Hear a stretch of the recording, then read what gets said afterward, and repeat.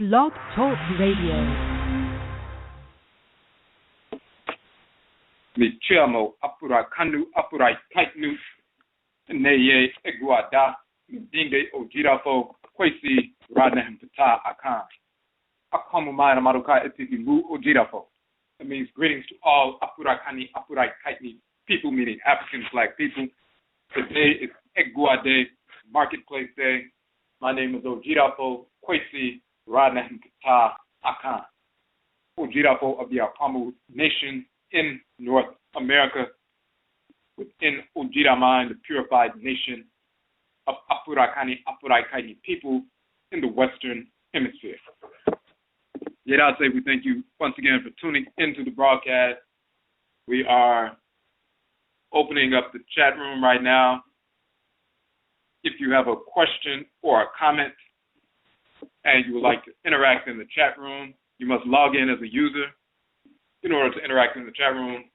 If you do not have a username, you can sign up for one quickly in Blog Talk so you can interact in the chat room. If you have a question or comment on the phone line, simply hit the number 1 so that we can see that your hand is raised, and then we can connect with you in that fashion. For the individuals who are new to the broadcast, we have 3 broadcasts on a weekly basis. On Joda, we have Akan Nana Som, ancient authentic Akan ancestral religion, where we deal specifically with the Akan expression of Nana Som. Number 1, because we're Akan. Number 2, because there's misinformation being propagated regarding Akan cosmology, culture, ritual practice, the nature of Nyamewa and Nyame, the great mother and great father, supreme being.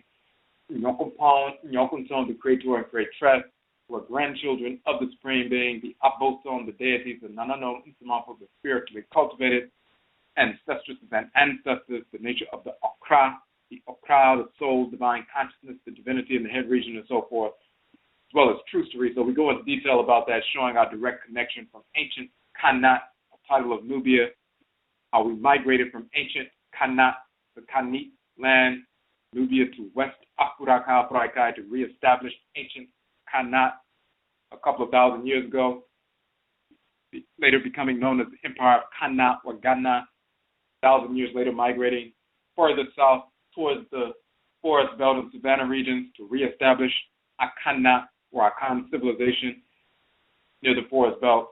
And then a few hundred years later, some of our people being from that region during the Mbusuo Ketie, the Great Diversity, the enslavement era, and forced into North, Central, South America, the Caribbean, and Europe during the enslavement era, but how we maintained our ancestral religious traditions as Akan people. Kudu in North America is the Akan tradition in North America. Winti is the Akan tradition in Suriname in South America. Obia is the Akan tradition in Jamaica, in the Caribbean, and so forth.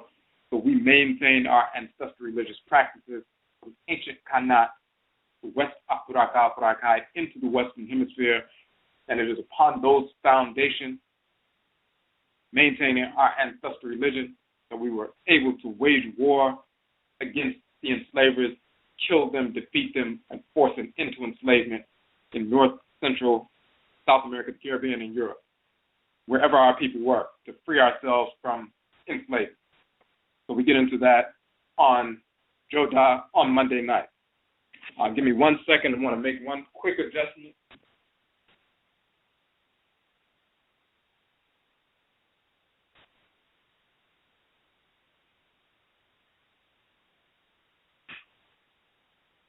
Okay, so on Abinada Tuesday nights, we have Ojira, Purification, where we deal with ancestral religion in general, not just the Akan expression, but Apuraikani ancestral religion, which we call Nana Som, no matter what form it takes, wherever we exist in the world, and how it impacts every aspect of our lives. Ancestral religion is the ritual incorporation of divine law and the ritual restoration of divine vow. So that means through ritual, we incorporate those things, objects, deeds, and entities we need to incorporate in order to harmonize our thoughts, intentions, and actions with divine order And through ritual, we reject those things, objects, deeds, and entities we need to reject in order to realign our thoughts, intentions, and actions with divine order, and therefore restore balance to Allah. Through the ritual incorporation of divine law and the ritual restoration of divine balance, these are the expansive and contractive poles of ancestral religion. We always say that Ojira, purification, operationalizes Nanason. Purification operationalizes our practice of incorporating law and restoring balance so that we can align every thought, every intention, and every action, every moment of every day with divine order. That is our culture. So on the Ojira broadcast, we deal with texts from ancient Kemet and Kanat, oral traditions, orature, oral texts, ritual practices, and so forth from our ancient ancestral culture into what we practice at this very moment that we carried within our blood circles wherever we have migrated or were forced to migrate anywhere in the world, showing how ancestral religion impacts every aspect of our lives in reality. And when we neglect who we actually are, neglect the divine order that governs us, neglect the abosom and the Nananom for the deities and ancestral spirits that are born into the world with us, then we're neglecting who we actually are, just like a cell neglecting its function in the body and creating disorder in the body. So when we talk about ancestral religion, we're naturally functioning in harmony with order as part individually as well as part of an ancestral religious community. This is what we're dealing with. And then of course today's Egua Day, Marketplace Day. The term Egua means marketplace. We typically have individuals, organizations, businesses, institutions who come onto the show to share their business, organization, or institution. We had to reschedule a couple of things, so we're going to have another business, organization, or institution on next week. But we also use the show to talk about fundamental principles of cosmology that relate to our ancestral religious practices as they relate to trade and commerce and us engaging in economic activity with one another, people. For example, we published the Okom Economic Development Model, which is a model rooted in our ancestral religious values, an economic development model for our people rooted in our ancestral religious values. So when we utilize that model and study that model, then it leads us to an approach to economic development and activity that serves our best interests as people, short, mid, and long term. Part of that process in the Okom Economic Development Model is to starve the beast and feed the pride. That means on a weekly basis we make a determination to determine what funds we would have potentially wasted with the whites and their offspring, and then we starve the beast and feed the pride. We reallocate those funds away from those white businesses and instead spend them with the business, organization, or institution of the week. We target one business, organization, or institution per week for 52 weeks. We started that process last February. So when you go to the Okom Economic Development Model page on our website, and we'll put that link in the chat room right now, you'll see the list of businesses, organizations, and institutions we have been supporting as a community.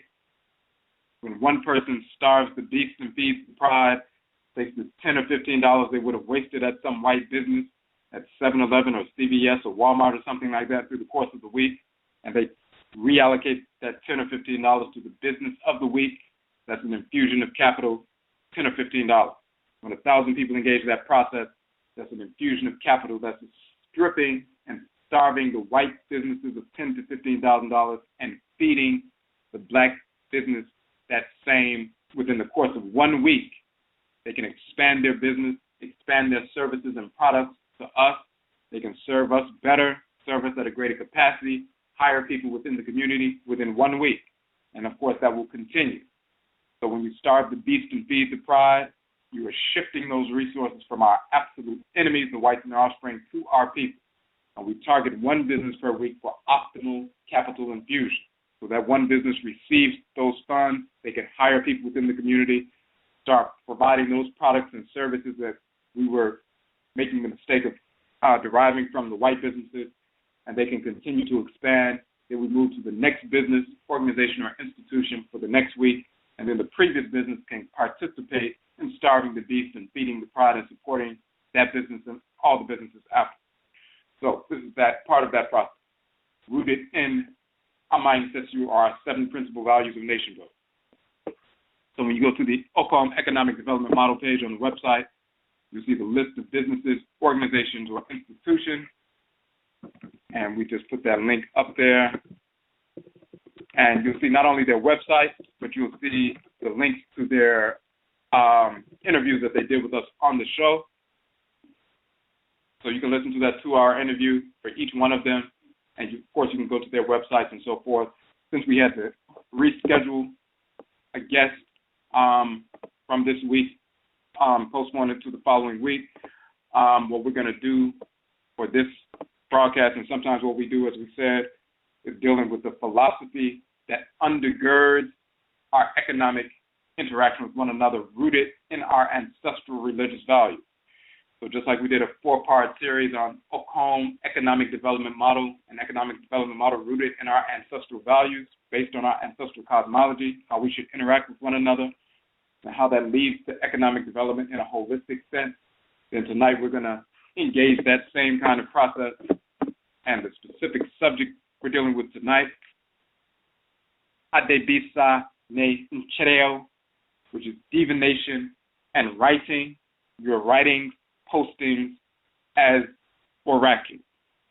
So we want to examine the relationship between NKYEREW, writing, ADEBISA, divination, and self-publishing. Of course, that's dealing with economic activity, but we want to deal with that in a holistic fashion.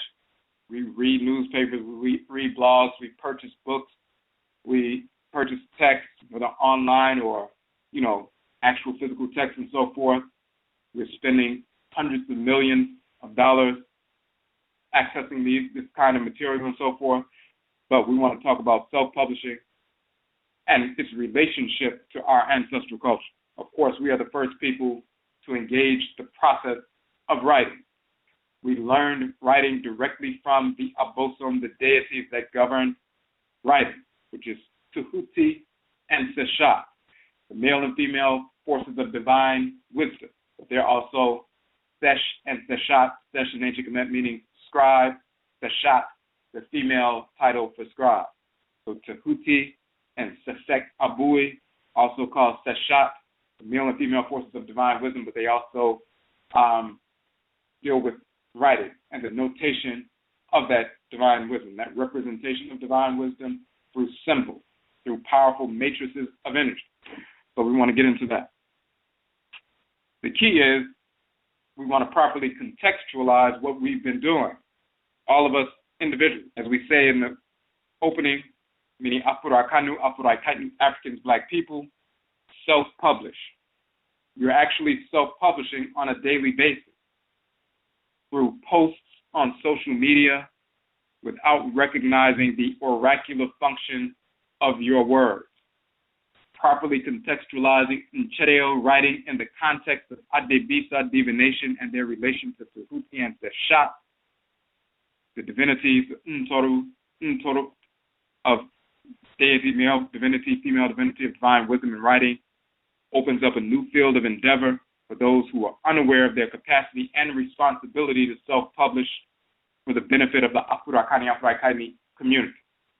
So we receive information on a regular basis through Twitter and Facebook, Instagram, and these different forms of social media, just the internet in general. 20 years ago, if you needed to get some information from a publication, there was no internet. Nobody was reaching in their pocket, pulling out a cell phone and Googling something. Google didn't exist.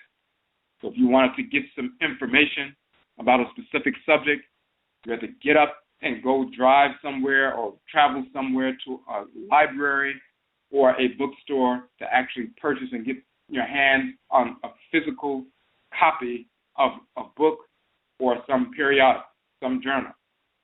There was no waking up in the morning, reaching for your phone and Googling subject matter from various fields of endeavor and having access to billions of documents at your fingertips. That did not exist.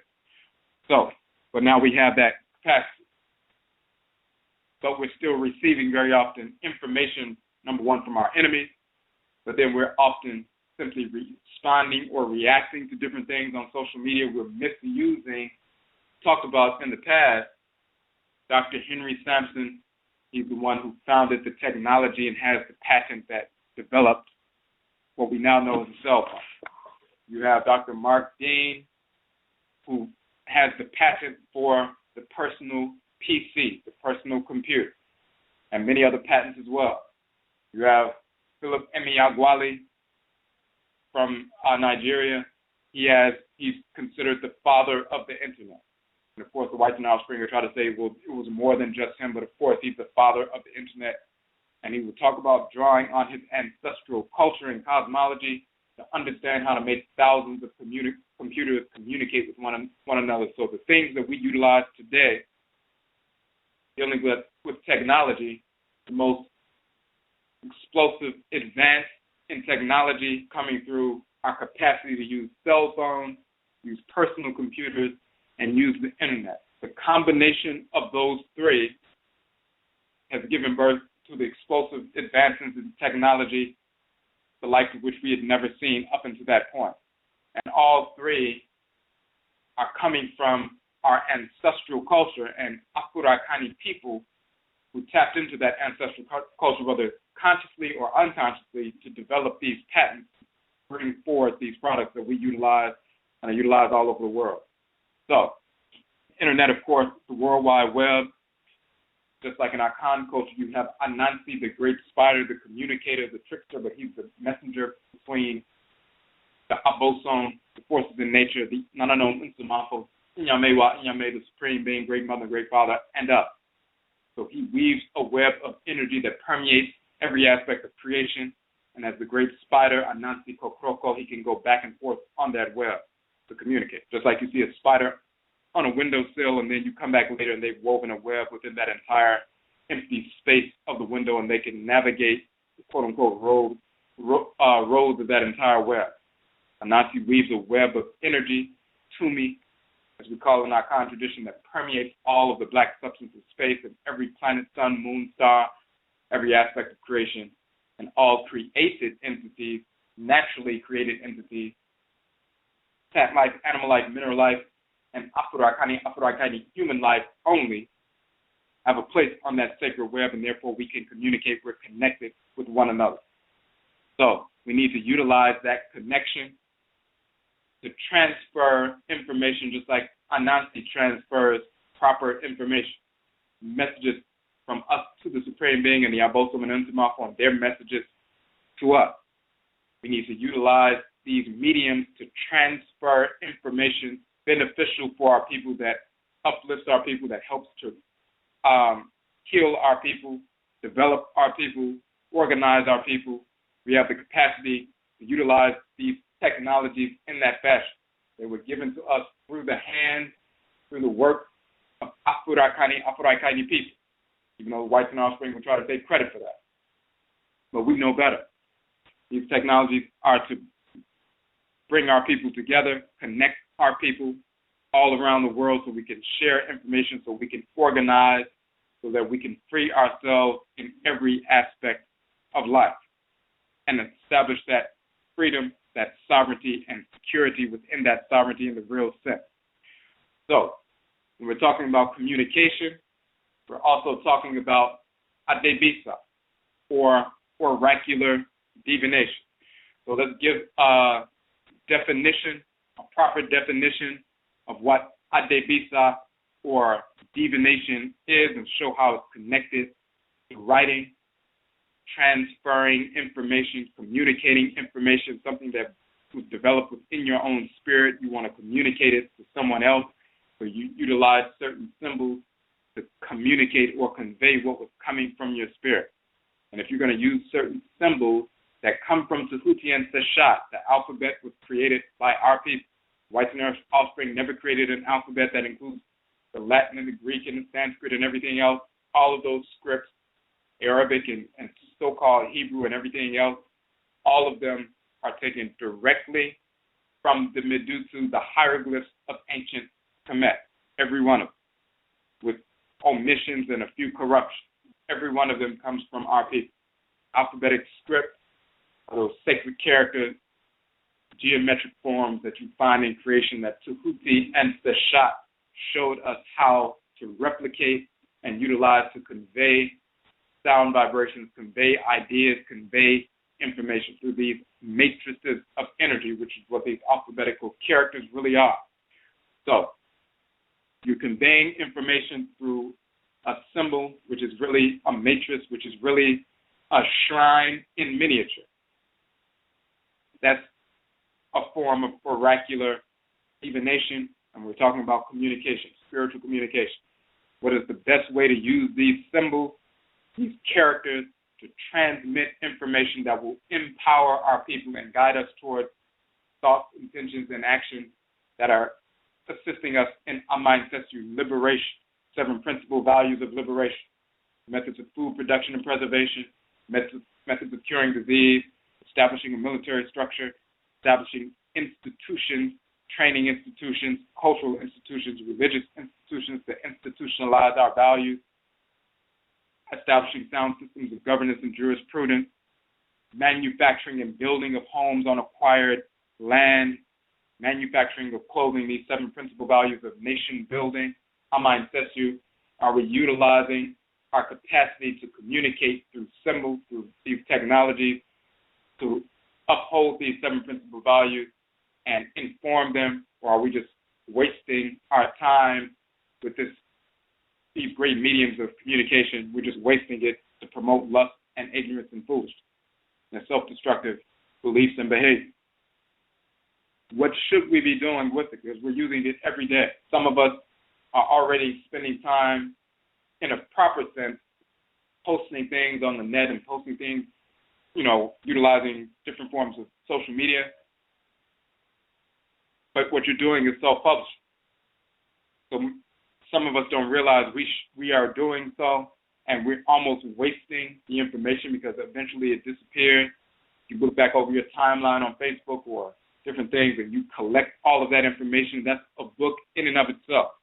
You could have published that as a book, promoted it on your website, ebook version as well as the softcover version if you wanted to, or just an ebook version.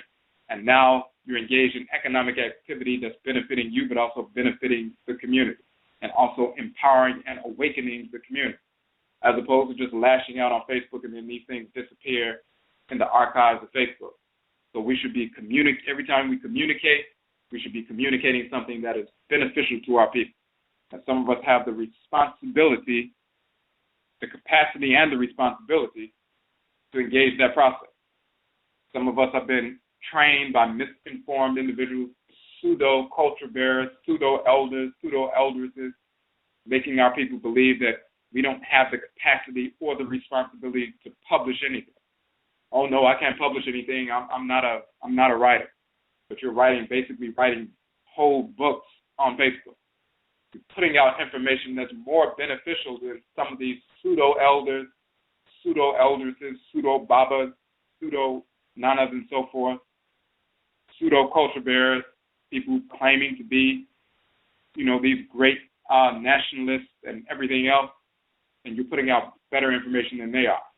But you're not properly contextualizing your role, so you're assuming that you're not making an impact or assuming that you can't make an impact. And in fact, your impact will be greater than any of these pseudo-celebrity type elders and so forth. So we need to understand what we are, where we are, what we should be doing, how we should be functioning, and the direct relationship of Tahuti and Sash to this whole endeavor. Everything we engage in is guided by the forces in nature. Nothing happens outside of creation. So as Afro-Akani people, when we're naturally inclined to a certain activities or behaviors, and it's not based on a negative conditioning, but it's a real inclination, we must recognize the reality that some abosom, some force in creation is governing that natural inclination. So when we align with it and properly contextualize it, then we can get the best use out of it. So let's go to our page. We're going to put the link in the chat room right quick. Definition. Go to the ADEBISA page, dealing with divination on our website. And we're going to check out a specific section of that. We're not going to go through the whole thing. And hold on one second. Give me 1 second.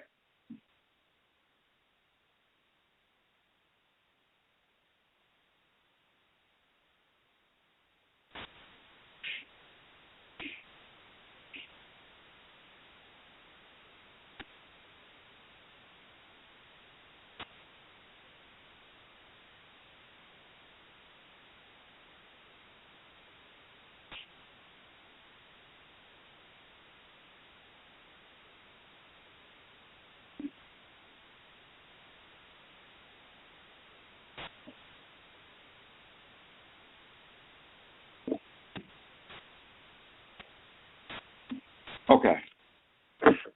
So I'm going to go to that page right quick.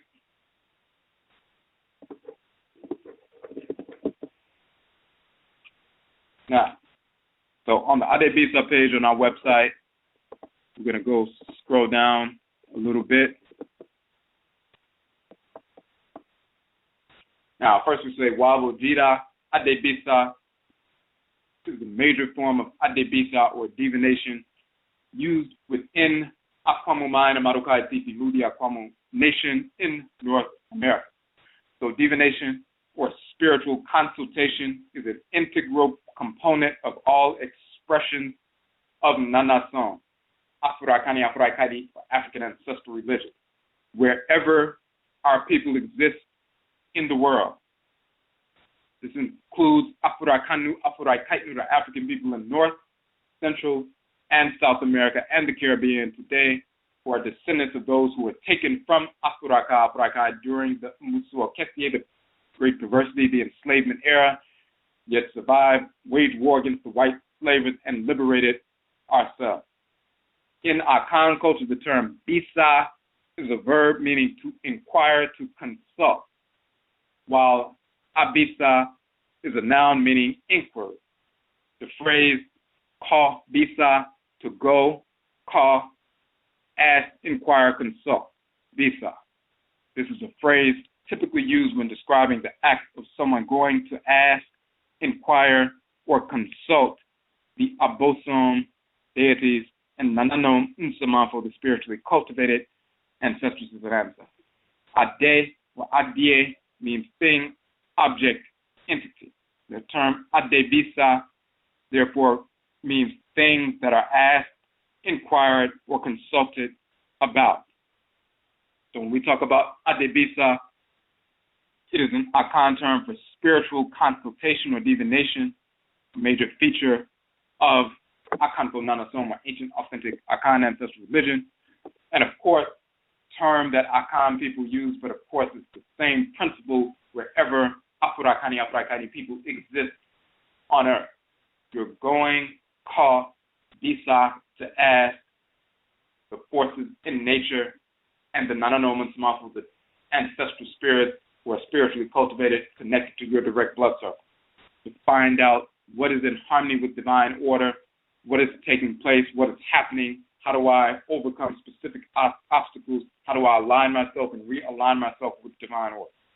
So what we say is through ADEBISA, through oracular divination, one learns from the abosom and Nananoman Samafo or Orisha and Egungun, Vodu and Kuvita, Ntorotu and Akhuamuman and so forth, the deities and ancestral spirits, the nature of past, present, and potential future circumstances and events in relation to our thoughts, intentions, and actions as measured against the standard of Nyamewa Nyame Nsheshe, divine order.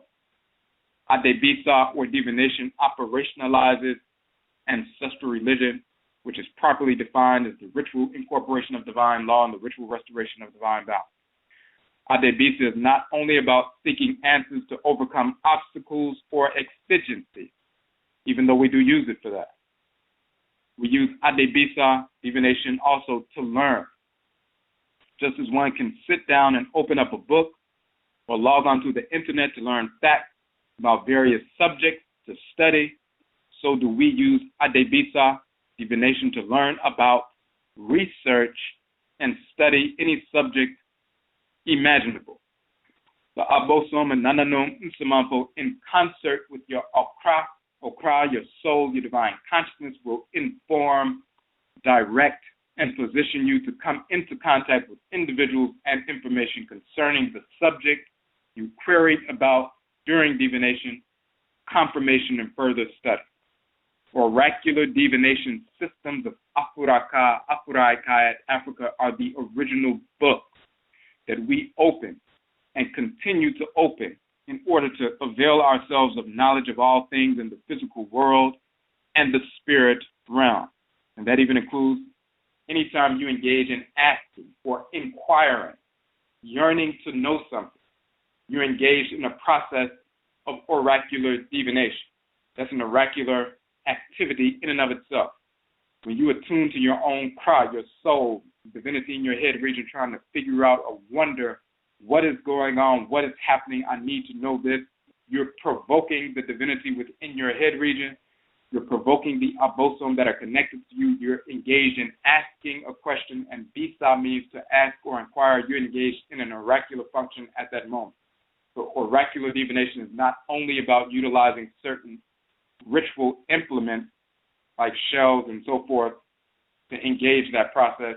Anytime you ask or query, bisa, to ask, you're engaged in an oracular function. That's key. So when we try to learn something about nature, learn something about plant life and mineral life and what medicines to procure, which one of these plants, thousands of plants that we see, can cure a specific disease, which one of these minerals or what combination of plant life and mineral life can be used to cure a disease that we have no precedent for curing. We have to ask and find out and query and learn. So we go to the abosom first, and they teach us and show us. Then we go into nature and extract what we need to extract based on the direction of the abosom, and then utilize what they showed us. And then, of course, we can confirm what they told us would happen because it happens. We utilize that medicine to heal, it heals, and then we catalog that process so that it can be used in the future. So we receive it directly from the abosom, we follow their direction, procure that medicine, utilize it, have that experience of it actually working, study the mechanisms that make it work and so forth, so we can further convey that information and share it and teach it and so forth, and we catalog all those experiences so we can share them with our people and our posterity. This is how we come about that proper knowledge in the true sense. So when you talk about the term science, and the root is fire, meaning to know, that knowing comes directly from oracular divination. Ritual is the science of ancestral culture and religion in the real sense, not the pseudoscience of the whites and their offspring that Negroes like to parrot. We're talking about tuning into the forces that actually govern every aspect of creation so you can actually learn something about creation. And then you can replicate what you learn. As opposed to the whites and their offspring are blind to the forces that govern creation, so they bump into things, try to come up with hypotheses about why something is working, and through trial and error trying to figure something out, and usually finding something out from our people, copying it and taking the credit for it. So this is what we're talking about. We utilize that, and we talk about that information in regard and connection with Tahuti and Sash, because they are the male and female forces of divine wisdom, divine intelligence. So ultimately, when you're trying to know something first, and then later you're going to convey what you know, whether it's through writing, self-publishing, and so forth.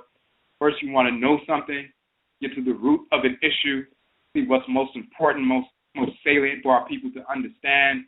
You grab that knowledge, or you derive that knowledge directly from the source of knowledge, intelligence, wisdom in creation that is transmitted by Tahuti and Sash to your craft, Then you take that information in, and then you seek the best way to convey it. But you want to get to them first, because you want to know the truth about something, not just a theory. So let's talk about Tahuti and Sash as the forces of divine wisdom, but they're also the divine scribe. They can notate that wisdom through symbols, through symbolism, through characters and so forth, through sacred symbols, so the Adinkra symbols or Veves or whatever it is. These are matrices. These are shrines of the Abosom and Nsamako in miniature. Every time you see a symbol, a properly crafted symbol, whether it's a hieroglyphic symbol, one of the Medutu, an alphabetical symbol that derived from the Medutu, or one of these sacred symbols within our culture, these are matrices of energy connected to specific Abosom. And when you put them together, you're putting together shrines that draw in the Abosom so you can learn something from them. So our symbols are sacred. They carry power. They carry energy. That's why they were created, and we learn them directly from Tahuti and Sash. When we say we learn writing, as we've talked about in the past, from Tahuti and Sash, the whites and offspring will tell you, well, that's just a myth, and there's the myth that the deities brought writing to mankind. We know what we're talking about when we say Tahuti and Sash taught us writing, because we get possessed by the Abosom. And anybody who's participated in ancestral ritual, when someone is possessed and that spirit gets in the body of the person, sometimes they will go grab a stick and draw a symbol in the soil or the sand and point at the symbol and enunciate the sound associated with the symbol and encourage you to repeat the sound that they enunciate. They just gave you the symbol, the deity just gave you the symbol and gave you the name of the symbol. That's how we learned Adinkra symbols. That's how we learned the Medutu, the hieroglyphs of ancient Kemet. That's how we learned how to write directly from spirit possession and communication. So this is a real direct experience. It's not mythology. All right. So we're going to talk about Tahuti and Sash, who undergird divine wisdom, intelligence, knowledge, and so forth, because it is they who we connect with. So when you go to the MMARA, one of our books, there's a section where we deal, and we'll put the link in the chat room right quick. There's a section in MMARA, divine law, love, and divine hate, which are the two poles of divine order, where we deal with Tahuti and Sash in a certain context. We want to talk about that briefly, and then we want to get into some experience of divination so you can see what we're talking about and how it relates to this notion of you have this natural desire to know, this yearning to know, this desire to know what's real, what's important, what issues are important, and you're engaged in inquiry at that point. Oracular divination, you're pulling on your kra, your soul, your divine consciousness, your krawa, your ka, your ka'et, or ri'inu. You're pulling on your nsamako. You're actually drawing on the wisdom of Tahuti and Sash to find out what's most important. You're led to information that's important. And then you have that natural inclination to convey that information, to bring balance to an imbalanced situation. You post things on Facebook, post things on Instagram and Twitter. You're trying to correct something or bring knowledge to somebody so you can uplift and empower and guide people to direct knowledge, which leads to direct ideas, which leads to direct emotional interaction and expressions, which leads to direct kinds of and harmonious behavior. Your words, transferring of knowledge directly impacts the behavior of people who read it. It transforms their mind, transforms their behavior, and therefore it impacts the community every time you simply type something in. So you want to be careful about what you're sharing, but then at the same time you want to recognize it may be part of your responsibility, maybe part of your function and creation to be self-publishing as opposed to just posting. We need as many of our people publishing as possible. There should be millions of our people publishing books. Not a handful of people, not just males. It should be males and females by the millions publishing all kinds of books, movies, every field, whether it's audio, visual, print, whatever it is. We need to be conveying information in every field of endeavor in our culture. amongst ourselves, males and females, millions of us, not just a handful of people. Many of our people don't recognize they are part of that process. So in a knee-jerk kind of fashion, in an unconscious fashion, you've been engaged in some of it just by making these long posts on Facebook and other forms of social media. You need to properly contextualize that. That may be part of your entrepreneurial endeavor. That may be part of your self-employment endeavor, or to help other people become self-employed, youth as well as adults, while you're also conveying accurate information. So let's get to this information about Tahuti and Sash. If you look at page 30 in the Mananechi, divine law, love, and divine hate. And of course, divine law, love, and divine hate. Law and hate are the two poles of divine order. When you have order, you have a specific arrangement. Law is the expression of order. Hate is the impression of order. The order you learn through incorporating law. What are the laws that govern the order that you are seeking to achieve or align with? Law is the expression of order. Hate means to reject or to repel. You reject or repel those things that would otherwise subvert the order. So divine order is a specific arrangement, specific way that things are structured. Anything that tries to disrupt that order, you have a mechanism within the divine order to reject those things, objects, deeds, and entities that will seek to subvert the order. That's the hate aspect of divine order, the constructive pole of divine order. So just like your immune and lymphatic system, they destroy any cells, cancerous, viral, or whatever that would otherwise seek to disrupt the integrity of the order of your body. That's the contractive pole of order, and then law is the expansive pole of order. So on page 30, we talk about Tahuti and Sash. In ancient Kemet, as well as Kanat, the Untoro, the deity, God of divine wisdom, divine speech, learning, writing, sciences, etc., is called Tahuti. Tahuti is also called Tehi and Tek. As Tek, he is the regulator of the time and season, nature's rhythm. It is for this reason that he is also the Untoro, misnomer netter, but Untoro of the first month of the calendar of Kemet. Tek, Tahuti as Tek, is the male counterpart to Tekit. Tekit is the Untorot, misnomer netter, but Untorot, goddess of divine wisdom. She is also the Untorot of the first month of the calendar. Together, Tek and Tekit govern the natural rhythm.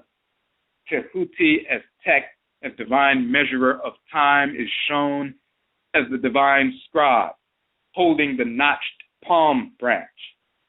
Seshat, as a title of the female counterpart of Tahuti, Seshat meaning divine scribe, and Tahuti is called Sesh, meaning scribe. Seshat is the female divine scribe. That's the same female divinity. That's one of her titles. She's the divine scribe. She's also holding the notched palm branch.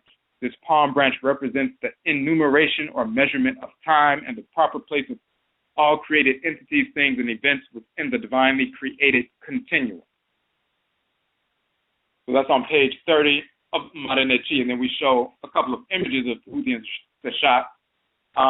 Two of those images we show for the promotional image of the show, Tahuti and Sash holding the notched palm branch and ticking off the different buds on the branch as a measure, as a unit of measurement, as an instrument of measurement, of enumeration.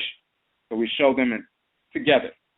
Tahuti and Sash standing together, both of them holding in their hands the notched palm branches, and also with writing implements in their hands, showing that they are Sesh and Seshat, the male and female divine scribe. Now,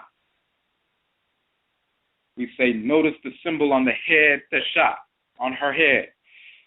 This symbol of a seven-pointed star or a plant with two horns inverted above it lends its name to another title of Seshat. She is thus often called Sefet, Abui, Sefek can mean 7, as in the middle term 7. This is why typically that plant has 7 petals. That flower has 7 petals above her head. So Sefek, where you get the middle term 7 from in English. Then Abui means 2 horns. So Sefek Abui, the 7 petal plant on the head, and then the 2 horns, Abui. Abu meaning horns, and Abui meaning 2 horns. However, the term Sefek also means to untie, to unfasten, to loosen, to set free, to cut off, to cut away with force or violence. The Habui bird, so-called ibis or crane, is the bird which is sacred to Tahuti, and thus the bird form that Tahuti takes, that crane-headed divinity, the crested Habui, the crested ibis, and so forth. Tahuti often has the head of the bird, the Habui bird, and we talked about how Habui represent Habwe and Yahweh and so forth, and Tahuti operating through the moon. This is where they get Yah, which is the title of the moon divinity, Yah Tahuti, and this is where they get Yah or Jah in the Bible, all that nonsense. We deal with that in the KUKUU-TUNTUM. He often has the head of that bird and the body of a man. He is also depicted in the full form of that bird. The Habui bird was a bird which would use its hooked beak to kill certain deadly animals and insects. It was thus a protector for the inhabitants of Kemet. This bird, Habui, was also called Tek. It is critical to note that the general term Teki in Kemet, with the determinative of a man wielding an axe, means massacre or slaughter. The term Tek, spelled with a soft T, also means to overthrow. So Tahuti as Tek, the Habui bird, the ibis, crane bird, and so forth, is also called Tek. It uses hook beak to slaughter, to kill. Tahuti is called Tek, and the general term Teki means to slaughter or to massacre. Tahuti is Tek, the Habui-headed deity. He was a divine protector for the establishment and maintenance of order through the application of wisdom. It's protective to us as we work to fulfill our divine function. We rely on the divine laws, Ma'ah, scribed by Tahuti and Sash, in order to protect ourselves from falling into a lustful, malicious, self-destructive lifestyle or existence. They inscribe these laws through writing. NKYEREW, as we say in Akan, and title of the show, ADEBISA, Divination, and NKYEREW, writing.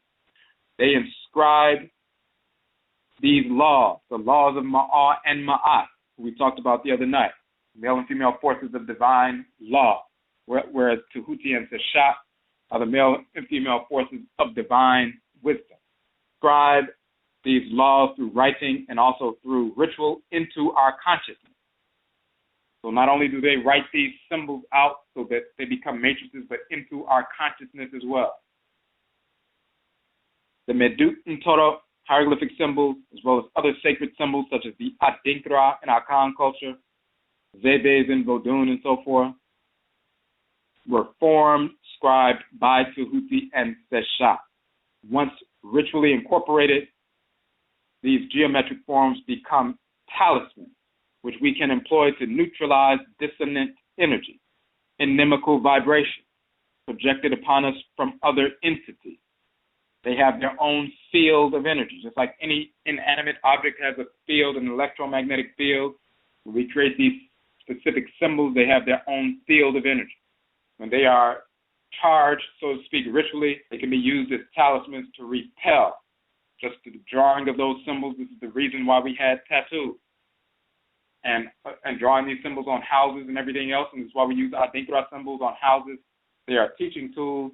They inform the consciousness of the person, awaken the consciousness of the person. They are shrines for Abosom and Nsamanfo, but they are also talismans to repel disordered spiritual entities and inimical vibrations and so forth.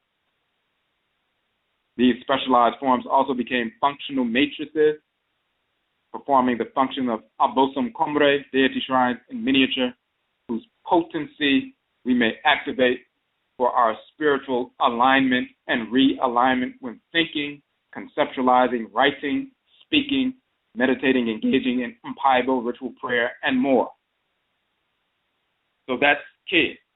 Every time you write, this is coming from our culture, not from the perverse culture of the whites and offspring. When we write and we understand that every symbol, whether it's an alphabetical character or as well as we show in our book, Akwamu, Our Whole Life Journal, that the number system, the numeral system, there's no such thing as a Hindi Arabic numeral system. When you look at the hieratic script in ancient Kemet, the cursive form of the Medutu, as well as the demonic script, you'll find that every one of those numbers from 0 to 1 through 9 and 0 and so forth can be found in our script. And the Arabic and Hindu numerals and so forth are direct theft from that script. They didn't even change them. They're the exact same number. So Sanskrit created absolutely nothing. The Arabs created absolutely nothing. We've been using these symbols for these numbers, these same values for thousands of years before there was a such thing as a Hindu in the world, before there was a such thing as an Arab in the world. Whether we're writing symbols, and we teach this to children, every time you write a number, once they see that list of numbers in the Medutu, they're like, wait a minute, these came from the deities and from our ancestors and ancestors. Our people created these numbers. Every time you write down a number, you're engaging in ancestral communication. This is your ancestral inheritance. Your great-grandparents created these numbers coming from the Abosa. Your great-grandparents created and continue to utilize these alphabetical characters that came directly from Tahuti and Sash. So you become a messenger of Tahuti and Sash every time you write something down, whether it's a character or you type it or a number, whether it's an alphabetical character or a numeric character, you're a messenger at that point of Tahuti and Sash. You're utilizing small matrices, shrines in miniature, to convey information. What kind of information are you conveying? Now you must take it serious because if you have a proper context, your activities within. What are you conveying? You're conveying something every time you write something, every time you share something, every time you send something. Every time we're sending anything, communicating anything, it should be a projection or a sharing, a communication of divine order that will positively impact our people and repel our enemies. So this is what we're dealing with. So that's why we say Tahuti and Sash, in order to protect ourselves from falling into a lustful, malicious, self-destructive lifestyle or existence. We rely on those divine laws that have been scribed by them. One reading of something that you post can transform somebody's life or keep them from moving forward in a self-destructive fashion, even a suicidal fashion or a homicidal fashion. Keep them away from experimenting in drugs or other perversity, sexuality, homosexuality, interracialism, all kinds of nonsense. Proper use of characters and transmitting information. So we have a responsibility. So we go a little bit further. Tahuti is the Umtoro of divine wisdom. Seshat, called Sefek Abui, the Umtorot of divine wisdom. And then, of course, when we talk about that, and we dealt with them in some detail in a broadcast on Tahuti and Sash, dealing with divine wisdom, showing that not only the notch palm branch connected to divine wisdom in ancient Kemet, you'll find the palm tree is called Abe in Akan, Abere, Abrewa, the feminine title derived from Abe is the name of the female divinity, Abosom of divine wisdom, that is the Shat. The male divinity is Bre, Tirihunuate, which is Tahuti, omniscient, all-knowing one.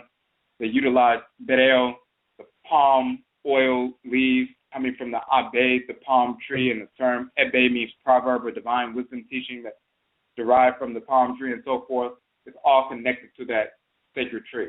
You look in Vodun, the palm tree is called Fa, and Fa is the title of Tahuti. You look in the Yoruba tradition where they cast Ifa, they use palm kernel nuts and so forth, Ikin, palm kernel nuts, for divination. So the palm tree is connected in Yoruba, Akan, Vodun, Fona, Eve culture, and ancient Kemet with the male and female forces of divine wisdom. And this is why when you see this plant on the head of Seshat, it is the palm tree, the palm frond. It is not a marijuana plant. That's idiotic. That's nonsense. Coming from the white Tenaro Springs who are drug addicts, and they seek to want to make our people, lure our people into being drug addicts, thinking that's being spiritual. They put forth false studies that tell you there's nothing wrong with marijuana because they know you want to be a drug addict and you're looking for an excuse to continue. And it's actually creating cancer within your body.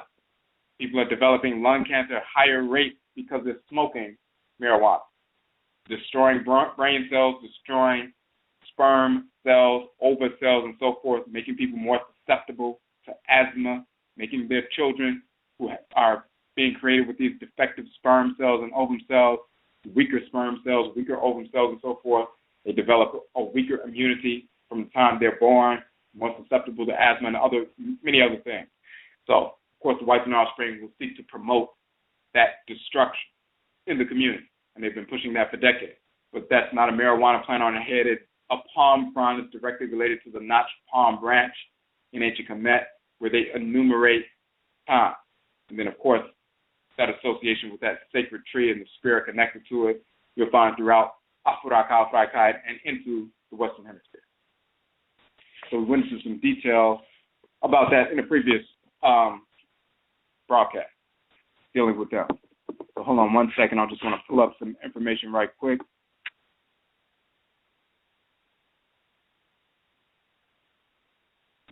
Okay, so we're talking about that responsibility, knowing that divine wisdom is derived in an expansive and contractive fashion from Tahuti and Sash. Every time you seek to know, you attune to your own craft, your soul, your divine consciousness, that divinity that dwells in the head region.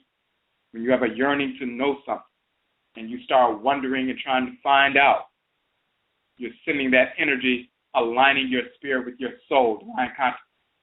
And your ka or your ka'et, your krawa, draws on Tahuti and Sash to get that divine wisdom of all things and pulls it into the spiritual brain or into your spiritual head. And then you get these quote-unquote ideas or inclinations for certain areas of people and so forth to confirm what you received spiritually. And then you run into people or information that verifies spiritually what you were shown, or you're inclined towards certain people who will give you the answer that you've been yearning for. You've been directed through your ka, your ka'et, your soul, your divine consciousness by Tahuti and Sash. So they govern all wisdom, all knowledge, intelligence, so forth. They inscribe that within your brain. They write that into the characters within your brain, within the blueprint of your brain and within your spiritual body and your spiritual brain and everything else. They write those codes within nature. Everything in nature is governed by the divine order, and that is written and scribed by Tahuti and Sash. They leave their signature on everything in creation. So you can attune to Tahuti and Sash. You can learn the properties of all individuals and entities in creation that are naturally created, as well as the criminal entities as well, and how to repel them. So when we understand that, and then we begin to write things down, and we begin to post things and communicate information. Every time we're communicating information, we have a responsibility. And some of you, many of you, have already been communicating a great deal of information and not realizing that you should have been contextualizing this information in a fashion that you can give it to people in the form of self-publishing, because you've been doing that on a daily basis anyway. You've been functioning in a sense as messengers and messengeresses of Tahuti and Sash. You've been functioning in a sense as a certain class of priests and priestesshood by conveying the information that's coming from your spirit, coming from your ka, your ka'et, and you're conveying it to people through the symbols that were laid out by Tahuti and Sash to communicate this kind of information so it will impact them on a rooted level, on a spiritual level. So let's talk about a kind of example with regard to the divinatory practice, the ADEBISA practice, just to give you a snapshot of how certain things can be given to you and impact someone in a positive capacity, showing how our culture works on a daily basis and showing how to contextualize the spiritual messages that we receive instead of just dismissing them and then later on trying to figure out, well, maybe that was really a message. Maybe I'm really communicating with the Abosom and so forth. We need to start properly contextualizing everything that we receive so we can utilize it for our best, recognizing who's speaking. Is it the Abosom? Is it the Nsamafo? Is it some misguided conditionings that we're trying to associate and label as messages from the Abosom and Nsamafo when it's really not?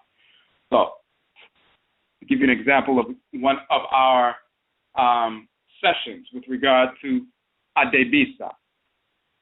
Now, we showed on our page, the ADEBISA page, the major form of ADEBISA or divination that we employ in Akwamuman, Amaruka, Atifi in the Akwamu nation in North America. Our major ADEBISA system is called Wabojira ADEBISA, Wabojira divination. We, as you see on the page, you'll see that the implements that we use coming directly from the Abosom and so forth is the Nwora, the shell coming from the Awora boa, which is a term for a bivalve marine mollusk, which is one of the, sea animals and so forth in ancient in Akan culture. So these seashells coming from the bivalve mollusk, the so-called, marine animal, that dual shell. We utilize the Nwora, the shells from the Awora boa, the animal that lives in that shell. Directed by the Abosom to use these shells in America. Of course, they're called seashells, but they're also called cockle shells, C-O-C-K-L-E. It's just a colloquial term in English for seashells, cockle shells. And what we found, of course, the Abosom gave us that divination system a number of years ago. We've been utilizing that. We will find out later that Akhan people on the continent utilize the same shells. We will find out later, and we show this right there on the page. We have an image on the page that in ancient Kemet, the term nur, meaning a shell of the water shore, a seashell, nur, in ancient Kemet is nwor, and Akan, nwora, meaning a seashell. In ancient Kemet is anur, and we found this out about 15 years later, after having the system for over 15 years, given to us by the Abosom and the Nsamafo of Akwamuman. Then we find out 15 years in that the Akan people are utilizing these shells, as well as these shells are also used in ancient Kemet for divinatory purposes. We show an image of an anur or nwor shell that has been gold-plated in ancient Kemet with Medusa hieroglyphs upon it. And they were used for amulets and everything else. So we show some images of that. But we utilize the shells in water in water. So it's a water divination system. We basically cast the shells, the water, into the water. And after we cast the shells into the water, then the Abosom come to speak.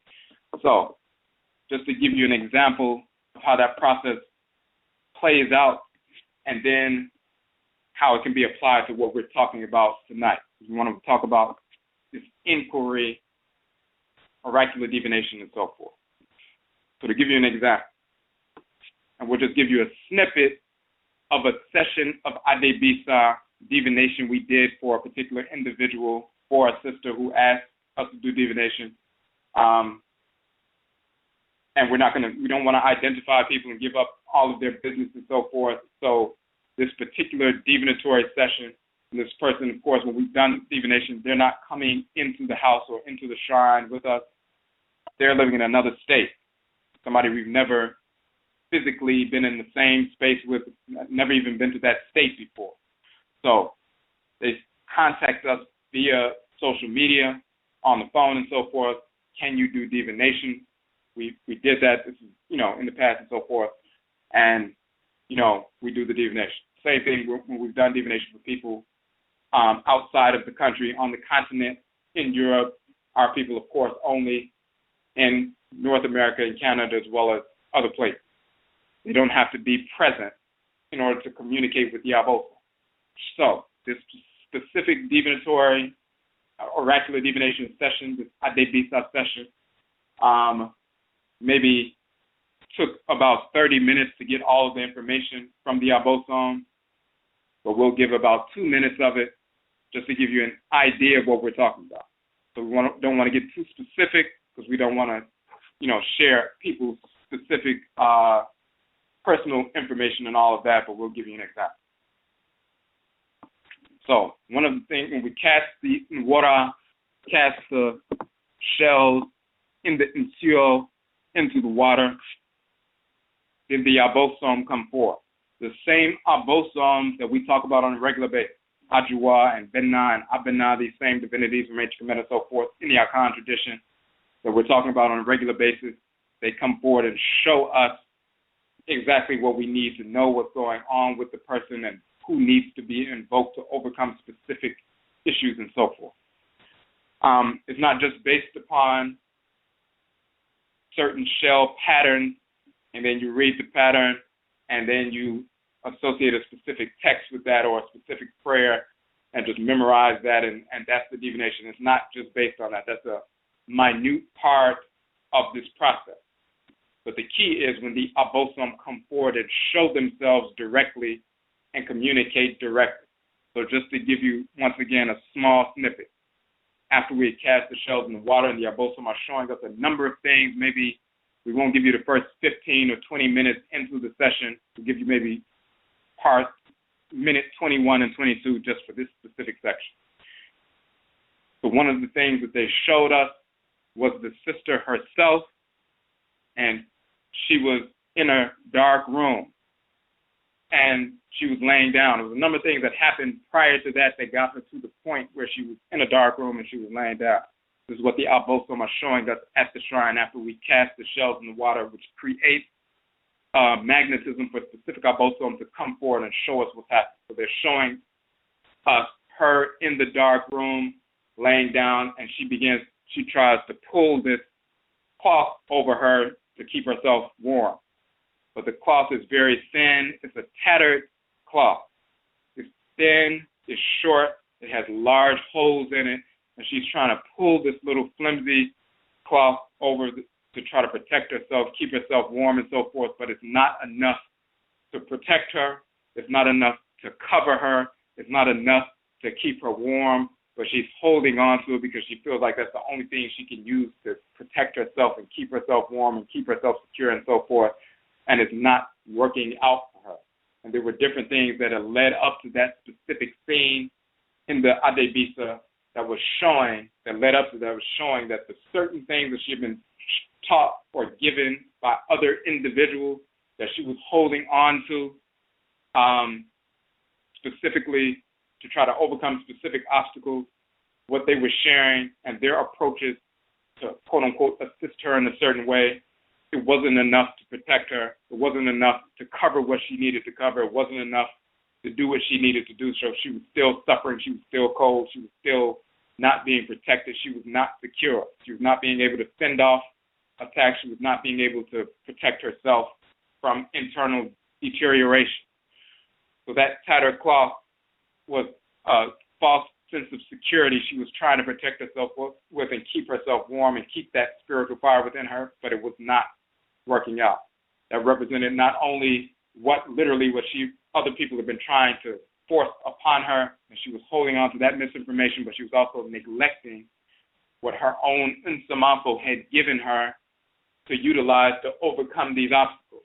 Sometimes we believe that what our own Nsamafo give us or what comes from our own culture is inferior and it's not useful, but we need to go to other people and what their experiences are with white pseudo-culture and so forth to overcome whatever obstacles we face in our lives. And then that leads to deterioration. It's very similar in just off the subject, because you were having some physical illness and you were suffering in a very negative way. And in your own culture, if you went to your own culture, you could go to get some herbs, plant life, and so forth to heal it fully. But then white culture is telling you, no, you need to take these chemicals, these pharmaceutical drugs, and then you take that stuff, and it causes even more problems, and you're suffering on a regular basis, but you're holding on to the quote-unquote medical doctor's recommendation as a sense of security, but you're still deteriorating. What you need to do is reject that nonsense and go with what your own Akra, with your own Nsamaf are directing you to do. And when you do that, when you actually cure yourself fully and overcome these obstacles in a real sense. So it's the same way with this tattered cloth she was trying to use to cover herself in the dark. A false sense of security, other people's, directives, beliefs, recommendations, and her own conditionings rooted in her acceptance of those misguided directives and admonitions and so forth, causing a problem. But she was still holding on to that. Then this cloth, this tattered cloth, the Abosom showed us while she's laying there in the dark trying to cover herself with this tattered cloth, transforms into what appeared to be a baby crocodile. And of course, that's an animal totem, on one hand for Sobek in ancient Kemet, but also the divinity Amut in ancient Kemet with the head of the crocodile. So when your heart is being weighed against the feather, and your heart is weighed down by disorder, then it tilts the scale, and then you don't pass that test, and then the crocodile-headed divinity consumes the heart, and you feel those, that burning in the heart and so forth because it's being consumed because you're out of harmony with order and so forth. So that tattered cloth became transformed into that baby crocodile, showing that it was trying to consume her, so to speak. It was showing her that what she was holding on to, not only was it not sufficient to overcome these obstacles, even though she was trying to hold on to it to cover herself and warm herself and protect herself and so forth, not to any great effect at all, but then it transforms into this baby crocodile, which will eventually consume her if she doesn't change direction. Now, that's just a snippet of part of the reading. And there was about 20 minutes before that of a number of different things that happened that led up to that. So before we went forward, we asked the sister, okay, so far, does this make sense, what we're saying? And immediately she was like, it makes perfect sense because just earlier today, I was communicating with a friend of mine, and I was telling my friend that the different things that have been happening to me, I was trying to overcome, and it felt like I was using a tattered cloth to protect myself, and it wasn't working. Now, the fact that she had just told her friend about that in the state where she lived earlier in the day, of course, we had no knowledge of that, and tattered cloth is not a terminology that we use. For example, if you listen to all of our broadcasts, you never hear us utilize that. We're just speaking what the Abosom are telling us and showing us. So we're over here. She's a number of states away. They're telling us that she was trying to use the tattered cloth to cover herself in different ways, and it was not working. And she had just been telling her own friend the same day she felt like what she was trying to use to protect herself and overcome these obstacles felt like a tattered cloth. So the Abosom are showing us exactly what's going on in her life. This is not dealing with pseudo-divination where you just memorize some text, memorize some prayers, memorize some shell patterns, and whatever falls, and you just mimic and ape whatever comes out and call yourself a divine. That's not divination. If you're not able to communicate directly with the Abosom because you're not listening to them, you think you know everything and all you have to do is memorize some stuff, then you begin to repel them, and then you're not receptive anymore, and they don't have to talk to you at all. If you decide that you're not going to align with them, they're not going to communicate. Then you're not going to receive anything. They can decide to communicate, and they can decide not to communicate. It's up to you to determine whether or not you're going to be receptive to the forces in creation. If you refuse that, then they don't have to communicate at all. You're on your own at that point because you're repelling or rejecting that, dispensation of divine order. But when you make yourself receptive, then they communicate in various ways. That's for all Afurakani people, children, and adults, as long as we're trying to live in harmony with divine order, sincerely. So they're showing us this, and then, of course, she says it makes perfect sense because this is exactly what she said, including utilizing the exact same terminology of the tattered cloth, trying to cover and protect herself, and it was not working. One of the reasons they will show us that specific information, number one, we're diagnosing the issue, and now it's being confirmed for her, letting her know that we're really communicating with the Abosom, or else we wouldn't be able to say what's happening in her life. So that gives her confidence to know that we know what we're talking about, because we know we're communicating with the Abosom and Nsamafo, but also properly diagnosing the problem. What she was utilizing and what that tattered cloth was the misinformation, the misguidance coming from relatives as well as friends and others that was not sufficient to bring her that security. She didn't need a tattered cloth. She needed a whole comforter to protect herself, keep herself warm, and defend herself and everything else. And that comforter is her culture. So then the tattered cloth, when we said, transformed into a baby crocodile, and it was seeking to consume because she was out of order. Heart being not weighing with the feather. Did that part make sense to her? She said it made perfect sense because just recently, that day, the night before and that day, she lives in an area where the weather and the region, they have alligators in that region. But they also have little lizards, like little geckos and stuff like that, and sometimes a lizard or a gecko will get inside the house. She said one got into her house the other day, and she was actually laying in her bedroom in the dark, and she was concerned because she saw that the little lizard, it wasn't one of the little green ones, it was more brownish, had gotten up under the table of one of her shrines. And she knew it was up under that table, but it wasn't coming out. So she was concerned, as she was laying there in the dark, that that little lizard would eventually come from under that table and jump on her. She was not excited about that possibility, but she couldn't get the little lizard out at that point. Now, of course, the Abosom as well as the Nananoma and Samafa will send animals as totems who carry their energy to bring a certain message. This little lizard comes into the house and is up under the table where her shrine is. She had not been totally adhering to the direction of the forces, encapsulated and connected to that shrine, more so trying to lean on the misdirection of the other individuals who are not part of ancestral culture, trying to use that as a sense of security. They are the tattered cloth that's covering her, and once she tries to protect and cover herself with that misinformation, misguidance, that tattered cloth transforms into a little crocodile who would seek to consume if she doesn't change direction. And that little baby crocodile that we saw was actually that lizard who ran up under the table of the shrine. It could have went to any table in the house.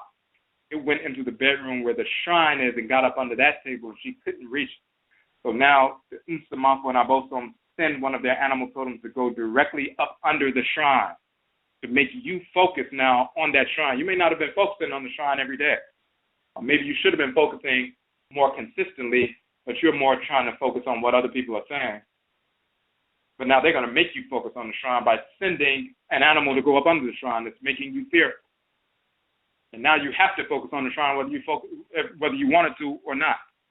And then when you have to focus on it, now you're trying to figure out what is the lesson here. Why did they send this animal totem? What divinity governs this animal totem? And she already knew about Amit and so forth. And she knew about the balancing of the heart and scale, and it all made perfect sense. And then she could contextualize what had been going on in her life, and then she could make changes, change direction, stop listening to these people who may have been well-meaning, but they just don't know what the hell they're talking about, and get back to her own ancestral culture, which will actually heal her. Leave the pharmaceutical medication alone, to draw an analogy, and use the herbal medication that will actually boost your immune system and get rid of the problem and not create other problems in the process. The key here is that, again, we've never physically met or seen one another. We live in different states. communicate it through social media. Can you do ADEBISA, do divination, and so forth? Yes, we'll do that. Don't tell me what's going on ahead of time. If someone is a real divinist, they should be able to tell you why you came to get a reading. You shouldn't have to tell them why you came to get a reading. They should be able to tell you that, why you showed up. And, of course, we don't charge people either. So the key is the Abosom showed her in the dark room, showed her laying down, showed the tattered cloth, showed the crocodile consuming and so forth, and everything that they showed is exactly what's going on in her life, not only spiritually, but literally. Her laying in the dark room, concerned that the little, quote-unquote, crocodile or little lizard is going to come out and quote-unquote, consume her because it's right up under the shrine, making her focus on the shrine.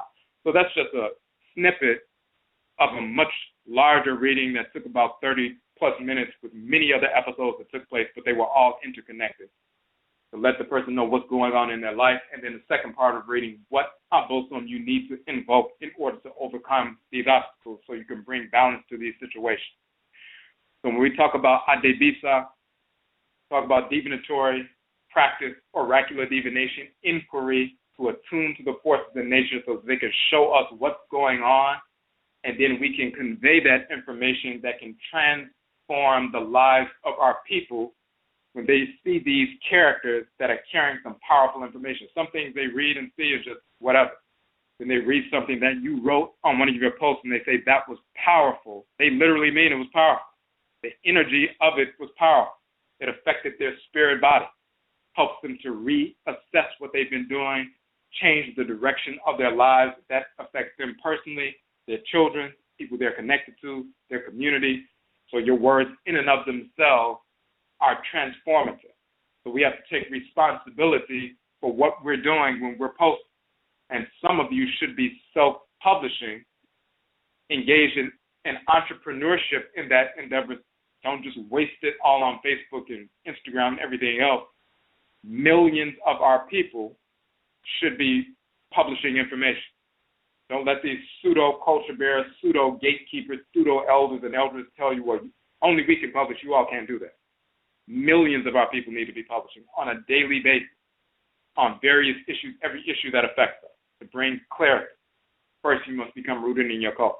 So now we give those examples not because we're not soliciting divination, because as a matter of fact, for a period, we were doing divination for people. We moved into another phase where we're not doing divination for people, so we're not taking calls for divination now.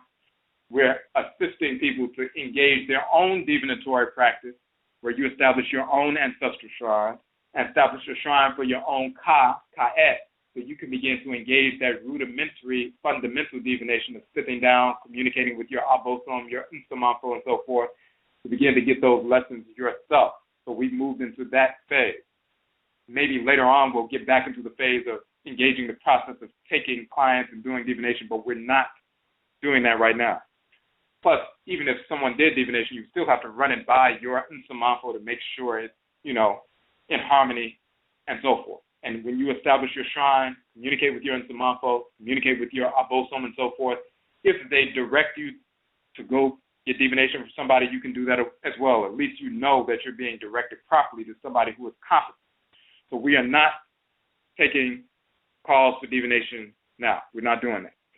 And when you see the page, you'll see that we mentioned that we moved into a different phase. So we're not doing that any longer. We just wanted to bring this out to give you a snapshot of what's really taking place, how this actually works, real divination function, and the fact that you have the capacity in various ways to engage the same process. It's part of your nature. Every time you communicate with your kra and your insamanfo, you're engaged in oracular functions, as we said earlier. But the key is Tahuti and Sash. They govern not only writing, but those sacred symbols, which are matrices of power, of energy that convey information. It is our responsibility to utilize these characters, these sacred symbols, in a harmonious fashion to convey information to our people, to transform their lives wherever they are in the world. This is the power of this Anansi World Wide Web, and some of our people need to engage that process through self-publishing, and so forth. It doesn't matter what your background is. The only background that's important is what clan you come from, what deity governs you, what Nsamafo govern you, and what they direct you to put forth. That's the only credential that you need. And when you're sincere and in alignment with your functioning creation, then you can move forward and do what you need to do in that regard. So, and we just want to make sure we didn't miss anything. All right, so we got a few calls on the phone line. And one thing that we did not mention, let me put this link in the chat room real quick. The link that we're putting in the chat room, which we did an update on our page, the Etchi Sign page. So our Etchi Sign conference is coming up on March 20th, all-day conference, Etchi Sign, Afurakani, African Ancestral Religious Reversion. March 20th, Washington, D.C., from 11 a.m. to 7 p.m. It's a free conference. Of course, we're going to have a number of presenters on various expressions of ancestral religion. We'll be doing a presentation. We have people doing a presentation on the Yoruba tradition, the Mbundu tradition, Central Afurakani connected to the Gullah Geechee tradition, Vodou from the New Orleans, Louisiana Vodou perspective of our people who have maintained ancestral religion prior to the Haitian immigration into Louisiana. Our people had already brought Vodou into North America during the enslavement era, and it comes from that ancestral perspective that our people have been practicing the past couple of hundred years right here in North America. So we have a number of presenters. We're going to have a few more. So when you go to the Etchi Sign page, you will see that. And in this, when we're talking about this whole notion of publishing, one of the things that we will be doing is publishing a book for the Etchi Sign conference. We'll have a number of different articles on ancestral culture, religion, ritual practice, health, and all of that. We'll be giving away a free copy of that book to everyone who comes to the conference. So if you would like to place an ad within the book for your business, your organization, your institution, it's going to reach millions of people because we're going to put it online as well. The ebook version will be free online, so people will access it. And we've had nearly 1.5 million visits to our website over the past 12 months. And we'll also have the soft cover version that we will sell as well, so your information will get out everywhere, whether it's your business, organization, institution, study group, a personal ad you would like to place in the journal and so forth. You can do all that. So when you go to the Etchi Sign page, you can you'll see where the piece for the Etchi Sign journal is, and you can see the ad space. It's a large 8.5 by 11 size book, full color. 1/4 page is $25, a half page is $35, and a full page is $50. If you would like to take out an ad, you can make the payment right there and send us the JPEG file. We need those JPEG files in as soon as possible. Next week is February, so we only have a few weeks left, but we need to get the printing, the formatting and printing done ahead of time so we can have everything printed and ready for the conference date. So we're coming up on that deadline. We need those JPEG files for your ads in as soon as possible. So go to the Etchi Sign page for that, and you'll also see the information about the conference. So I'm going to take a few calls.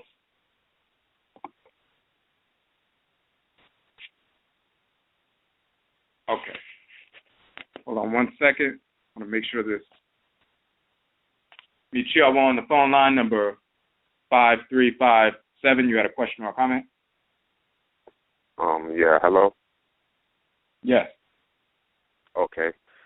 I just wanted to ask, because I heard you talking about the Yaku story or whatever, and I just wanted to ask, because I heard you say that you know, that the whites, they cry, and that it was by their own, you know, disobedience to order.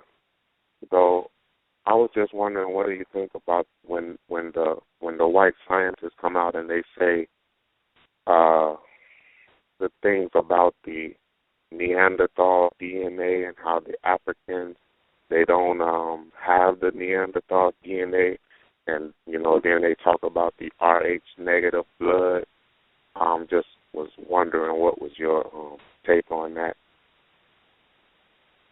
Okay, and what we had mentioned earlier when we said the Habwi bird, we didn't say Yaku, we said the Habwi bird, which is the whites and offspring call it an ibis.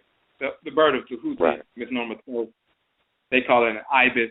In ancient Kemet, it's called Habu or Habwi.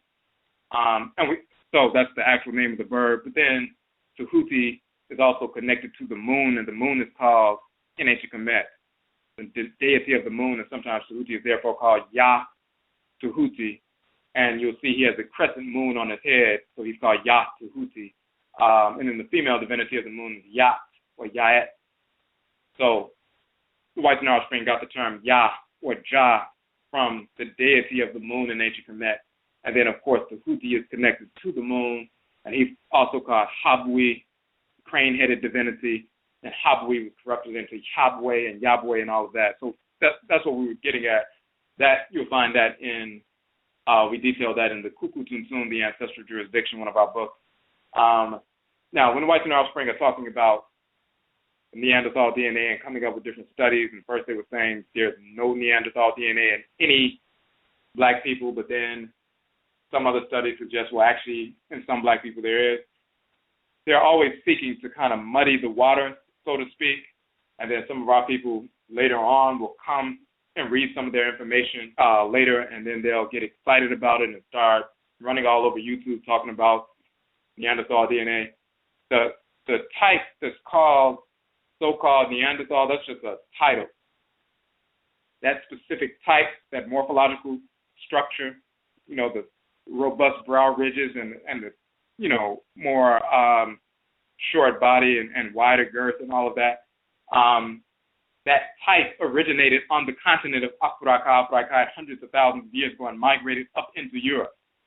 So this notion of, only white people have Neanderthal DNA and they're the Neanderthals, of which Neanderthal began on the continent. So some of our people don't recognize that because they're just listening to some recent studies, and they'll make a separation between quote-unquote Neanderthals and humans. And what they're really saying is Neanderthal is Homo sapiens, and modern-day quote-unquote humans are Homo sapiens sapiens. These are their classifications. They'll make a separation between what they call Homo erectus and Homo sapien and Homo sapien sapien and all of that. They have their own designation. But when we talk about our people, the Twa people, so-called Twa people, the short-statured people, the original people of Earth, those are manifested through what they will call Homo erectus and everything else. We have the Homo sapiens sapiens, our people who, the Bantu type, the larger group all over the continent that you'll see in West Central, South, East Africa. Then you have the taller, slender type that you see mainly in East Africa and parts of North. And then you have the shorter, more robust type. Their descendants today you would see in the so-called people of Papua New Guinea. You see their facial structure, morphological structure has the more, robust brow ridges and so forth, and the people, the original black people of Australia. So-called Aborigines, not the ones that they show in the pictures today where they have the straight hair and the blonde hair and those people have more mixture. If you look at pictures of people in Australia from the 1800s when the crackers were just getting over there and taking pictures, those people look different than the average Aborigine you see them taking pictures of today, which is lighter and much more straight hair. The ones that you see in the early 1800s, those very old pictures, they have afros. They look more like people on the continent without that extra mixture, without that straightish hair and so forth. But they still have that morphological characteristic of the more robust brow ridges in their bodies, the wider girth and everything else. When they talk about the intermediate type between Neanderthal and Homo sapiens sapien, they call them the Denisovans, and they found them in a cave near Siberia and so forth. And they talk about how the people in Papua New Guinea have some traces of that Denisovan DNA and descendants. In reality, there are really four major types of Afrikani people. The short stature type, so-called pygmies, misnomer, Twa people. Ba and Ka people of the equatorial forest. You have the very tall, statured, slender people like the Nilotic people, like the Nuer people and the Dinka and so forth, very tall, very slender. You have the Bantu type, which is the vast majority of people all over the continent. And then you have that smaller type, which is became like the Denisovan type, who went into Australia and went into Papua New Guinea and so forth. And they're the descendants of that remnant of that quote-unquote African or Afurakani, Afuraikani Neanderthal type. So some of these names that they throw around and these ideas that they throw around is misnomer. These 4 different types began on the continent and they spread out to different parts of the world. And their descendants today still exist today as they existed with a slight modification today, as they existed in the past with slight modifications today. So you can still delineate the quote-unquote Neanderthal type, the quote-unquote tall aquiline type, the quote-unquote pygmy type, and the quote-unquote, Homo sapien type in our population. So that's what I would say to that. Okay. One other question. Okay, so now we have this like new age thought, and also we have the white scientists that's saying that the world is just an illusion and that we're just energy and that we're just atoms and that we're just protons and electrons and we're energy and that we're wired to perceive this as reality and that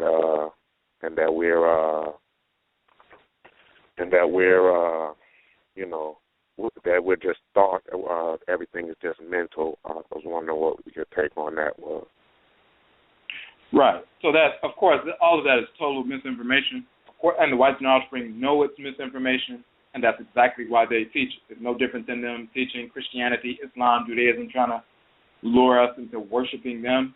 And when some of our people don't fall for that, they have to have a fallback. So they promote atheism, and if our people don't fall for that, then they promote, extraterrestrialism. They always try to capture those who won't fall for the larger program of, brainwashing, try to capture those remnants who won't go for it.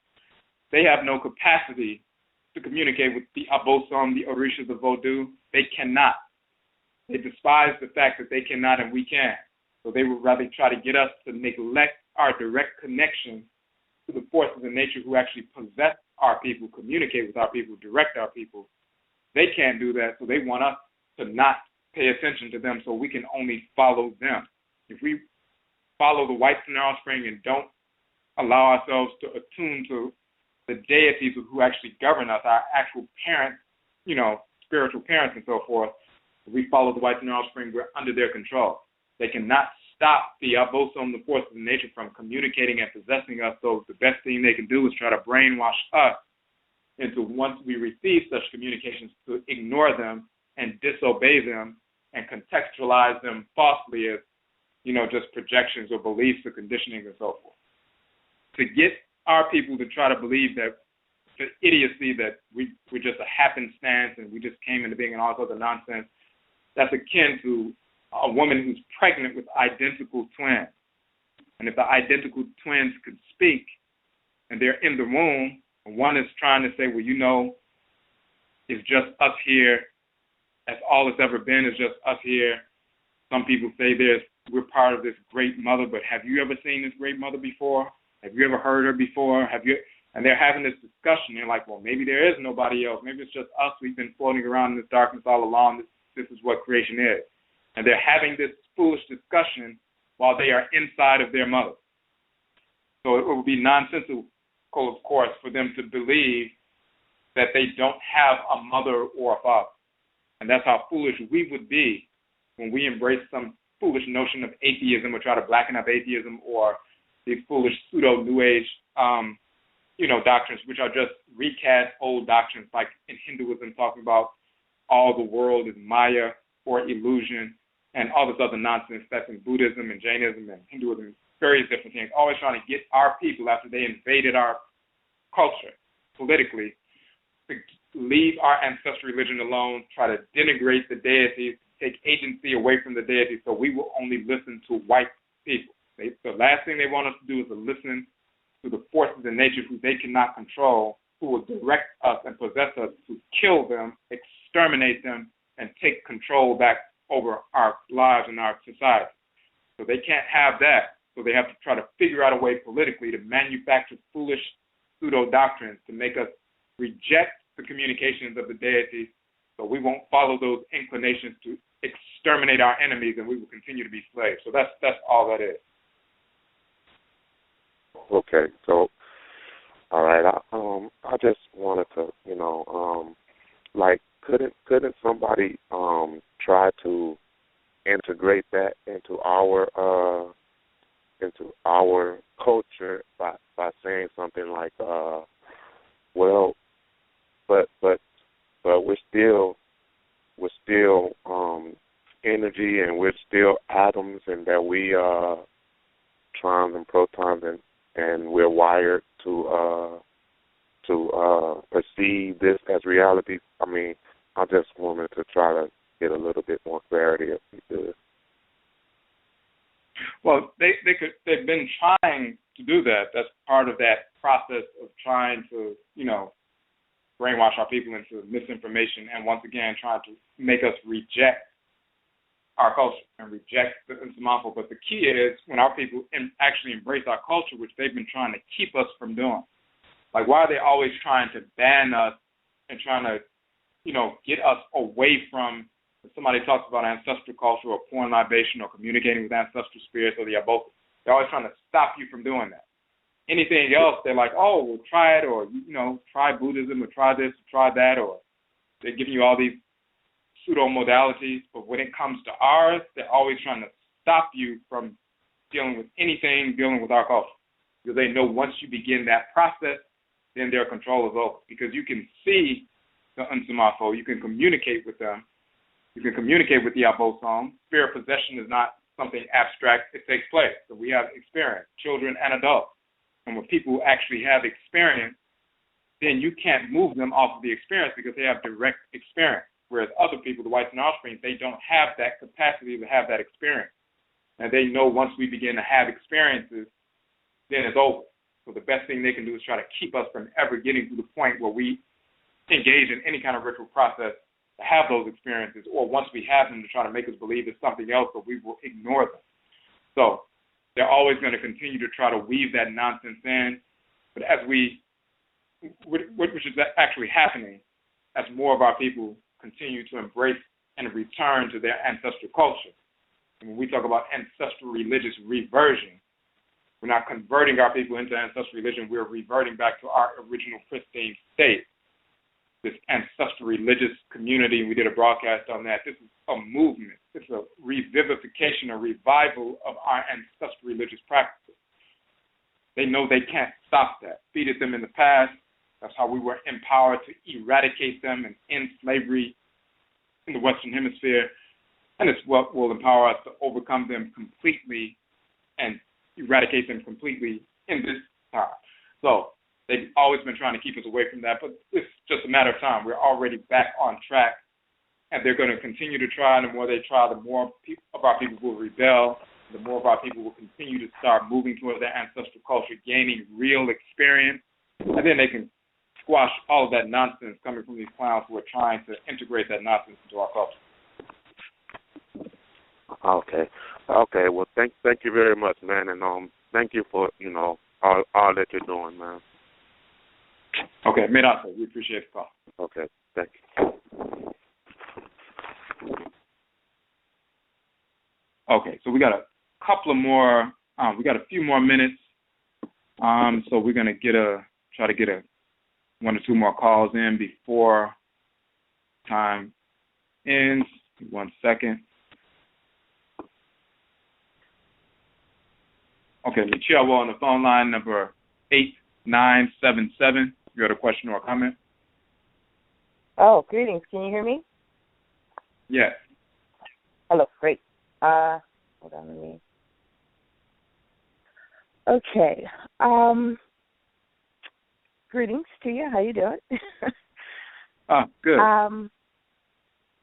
I guess my first question would be about my okra, and in relation to, what I've heard you speak of in terms of our actual birthdays throughout my life. I thought that, I was born on November 13th, thought I was Scorpio, thought I was born on a Monday, and now I'm learning that may not be true. So I guess I'm having a difficult time relating to the okra because I'm not exactly sure where I'm supposed to be in that process. Do you understand what I'm saying? Yes. Now, are you saying you found out just through some research that it turns out that the day was the wrong day, or did you find out you were born? Well, listening to what you have said about the astrological calendar compared to the astronomical calendar, right, which I looked at. According to that, I'm not a Scorpio at all. Okay. Okay, and then you said on the day, also the day you were born? Right, which I thought was a Monday, but given, white folks' time, the start of the day being midnight, which I always thought was inaccurate, born at 6 a.m., but the sun hadn't yet risen at that time when I was born. So would that be a Sunday? Right, so it was still Sunday night. Okay, so first, the key is with regard to the whole system of the 7-day week and the abosom connected to the solar, lunar, and planetary bodies that govern the 7-day week, that agreement that's forged, Akhan people forged with the abosom, so they will send us through, and the Unsamampa will send us through on that particular day to indicate to the community that we were assigned to this specific divinity, so we'll be born on their day. That happens with our Akhan people, but then the Yoruba and Fon and Ebe and everybody else, they have their own agreements they've forged with the Orisha and Gungun and so forth to find out the same kind of information in a different way, because everybody doesn't use the 7-day week. So the Yoruba don't use the 7-day week. They don't have that system, but they still find out who governs their orderly. They just do it differently. They get to the same point. It's just not based on that 7-day cycle. So if you're not Akan, that wouldn't apply. A Yoruba person could be born on Wednesday, but they have nothing to do with Awuku or Akua, which is Eshu in the Yoruba tradition. They may be a child of Oshun because they don't use a 7-day week. They have a 5-day inclusive week, and they don't have names based on the days. They have other ways to find out who they are, and they're sent into the world by their ancestresses and ancestors, their Egungun, in a different fashion, but they still find out, and they still get to the same point. So only if you are Akan, then that 7-day cycle is relevant in the regard with regard to who governs your crop. So with regard to that part, first, and this is for everybody, all of our people, of course, you want to find out through your ancestresses and ancestors, establishing an ancestral shrine and going to them on a consistent basis, finding out from them, and they, if they haven't already shown you in different ways, who you actually are, what clan you come from, no, and that so forth. And they'll give that information. You said it hadn't? Right. Correct. And it's not.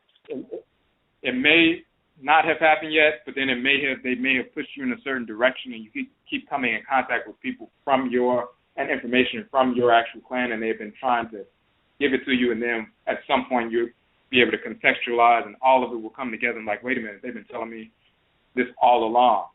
But that will come with, consistent communication with them. Some people it happens sooner, some people it happens later, so it's not like, a rush to get there.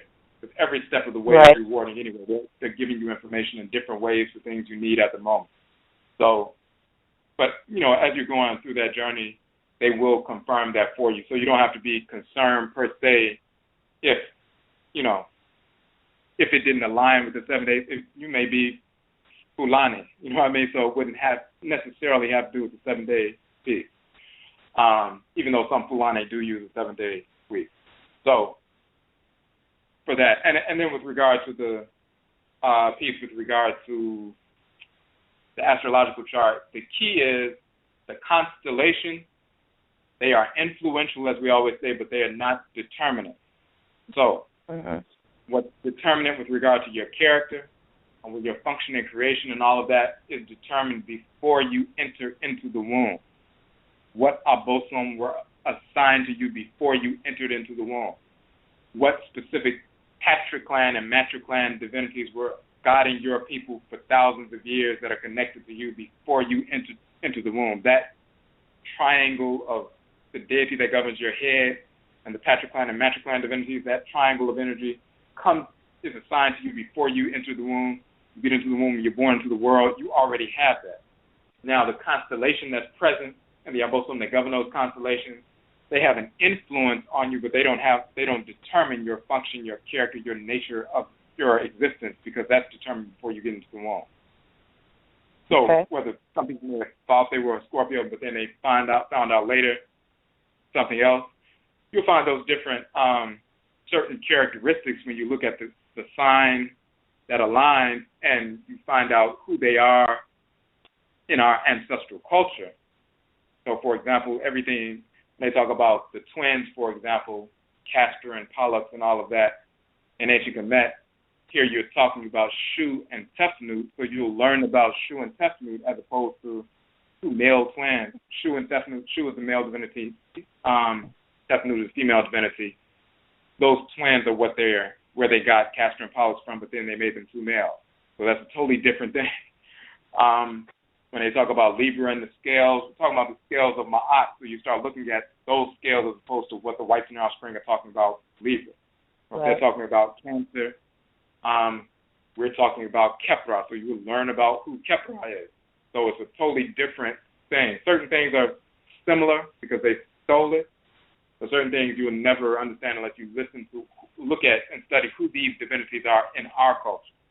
Then you have a better understanding, and then you'll see that certain things do align with, and have influence upon you. But again, the key is learning from your Nsamako and your own Akra, your Kayak, who you are before you even came into the womb, what divinities were connected to your blood circle. And they show you that in various ways. And the more you go to them, they will direct you to people and information that confirm what you receive spiritually so you can have it tangibly, and it comes from the spirit realm to the physical, or quote-unquote heaven to earth, so the confirmation is there. All right. Also, the Pert M. Heru by Budge, correct? That's just one more popular and more accessible translation as far as the Runu Pert M. Heru, or so-called Book of Coming Forth by Day, misnomer the Book of the Dead. The translation that Budge put out was just, very widespread. But now there are many other people who are doing translations, including some of our people. So, they're all over the internet. But his just became more popular because he was more popular because he was publishing a lot of books at that time, over 100 years ago, when a lot of people weren't publishing. And they became widespread and very popular. So is that what you use? Well, the difference between, for example, say one of his translations, so the papyrus of Ani, the specific version of the Runu Pert M. Heru, a Book of Coming Forth by Day, misnomer Book of the Dead, a very well-preserved papyrus, a very long, well-preserved papyrus of Ani, which he was the one who published that.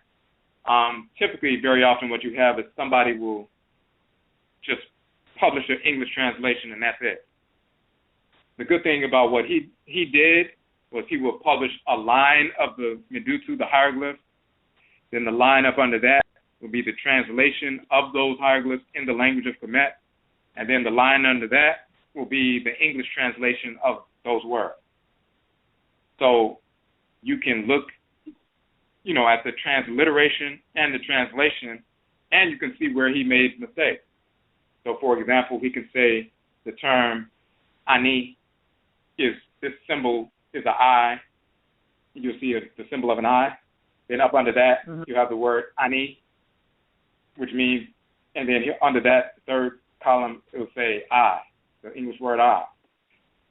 So how do you confirm whether or not that's what it really said? When we look in the Akan language, the term any means I.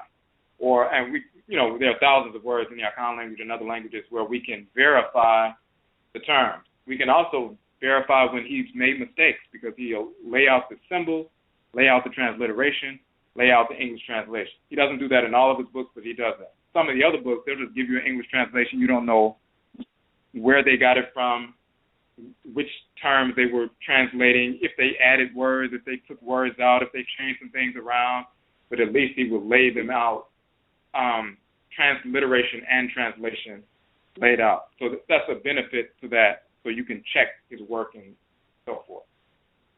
So we use different ones. Okay, because I was just wondering, with him being, the white and their offspring, how much can be trusted about his translation. Right. So that's the key. So whether it's his translation or whatever, the key is you can get the text now is different. Back like 20 plus years ago, when there was no internet, people would have to go to a library, a bookstore or something, purchase a book and try to do certain things. Now you can go on the internet and you can download actual copies of the original photos of the text themselves. You can get it like 20 plus years ago. You can just go in an average black bookstore or average white bookstore and get a book that had actual images of the pyramid text and just purchase the book. Like you have to pay hundreds of dollars, and you can have to go to Europe or something to get the book. Now you can go on pyramid text online and see the actual photos of the hieroglyphs carved in the wall on the chamber, and you can translate them yourself. The key for us, and the same thing with any of these other texts, you can actually see the real text themselves and do the direct translation yourself without a middleman. The key thing is, and before I say this, there's about 90 seconds left in the broadcast as far as online. If you want to listen beyond 11 o'clock, beyond 11:30, you must call in within the next 80 or so seconds. The call-in number is 657-383-0635, 657-383-0635. And you've got about a minute to call in, because only the people on the phone line will be able to hear after 11:30. So you got a minute, 657-383-0635. Now, so getting back to that, so when we talk about translation, and let me also say, for those who are not able to stay on, if you support the work we do, please go to the NHOMA page, the publications page, NHOMA on our website. Our 17 books are free downloads as far as the ebook version.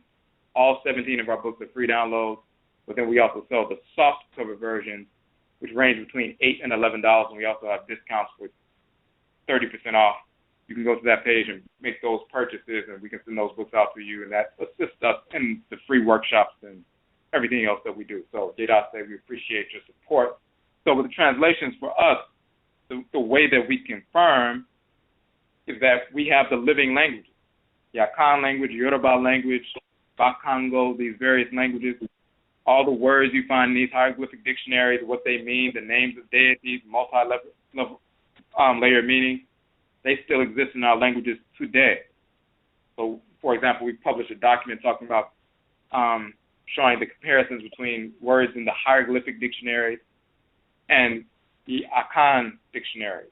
Same words with the same meanings, with the same multi-tiered meanings intact. Same deities by the same names that we still communicate with the exact same words. So we can correct. If they say Ani means I, well, let's look in the Akan language. What's the word for I? It says Ani. So they got that right. If you look in the term for mouth, Aro, what's the term for mouth in Akan? Aro. If you look at the term that means confrontation or aggression, conflict or fighting, Yao. But then Yao also means pain or affliction. Then you look in the Akan language, what one word means confrontation and aggression or fighting, but also means pain and affliction. It's Yao. So you can go from down the line for thousands of words, and they have the exact same meaning, multi-level layered meaning. In the quote-unquote hieroglyphic dictionaries, we can correct them and give the proper intonations and vocalizations for the words, because they very often spell them without vowels. in the Medutu, we have the actual vowels in the right places, so we know how they're pronounced because we still speak the language and still say the same words. For example, the term ka, one of the definitions for ka is to speak or to say or to tell. In ancient Kemet, how do we know they got that translation right? Because in Akhan, the word ka also means to speak, to say, or to tell. The term jita means purification, also a celebration of purification in ancient Kemet, as spelled in the Medutu. In Akan, jita means to purify, and purification. It also means a celebration of purification, and that celebration, Ojita, is our New Year celebration, which is a celebration of purification, a 7-day New Year celebration. So that's how we verify through the actual living languages. So we don't have to depend on the whites and offspring. It's all in our culture today. So the Akan dictionary was translated by Akan people? Yes, it's Akan people speaking. Like now, there are many Akan dictionaries, some written by the whites and offspring, some written by our own people. You can download some of them. There are Akan language courses and so forth that you can download, some free online, some, you have to purchase the book. And, our people some of them speak English and they speak Tree, the Akan language, so they'll put together, there's one concise dictionary by Paul Cote, Tree English Tree concise dictionary, and it's just a, dictionary, and it's a good dictionary, a small, good dictionary of Tree into English and English into Tree. And you can look in that dictionary and see, and he's from the continent, he's from Ghana, whatever, and he's laid it out. And then there are larger dictionaries as well. What was his name? Paul Cote, Kotey. That's one of them. But then you can look at, if you go to, there's a website, kasahorow.org, KASAHOROW.org.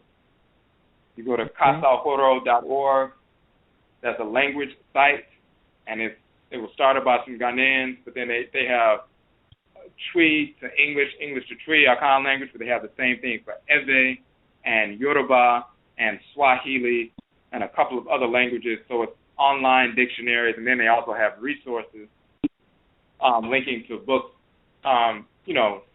books on learning the languages like Yoruba and Ewe and Akan and different ones, books published by people on the continent and others as well. So that's a good language resource for those various languages. All right. I think that's it for now.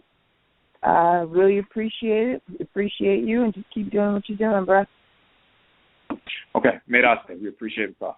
Medase. We appreciate you, brother. Okay. Medase. So, hold on 1 second. We just want to have a couple of more calls. Okay, Michelle, we're on the phone line, number 3497. You had a question or a comment? Hello? Yes. Oh, yes, I do. My name is Nancy. I'm kind of new to this information, and I wanted to know, is there a way, for instance, with divination, for you to use it in a way to find out, who your ancestors were, before chattel slavery, what their characteristics were, who they prayed to, how they worship God, just to make, I would say, this journey a little bit more personal, because I know it's a lot of times, we say we want to reclaim, our name and don't want to keep our slave name and stuff.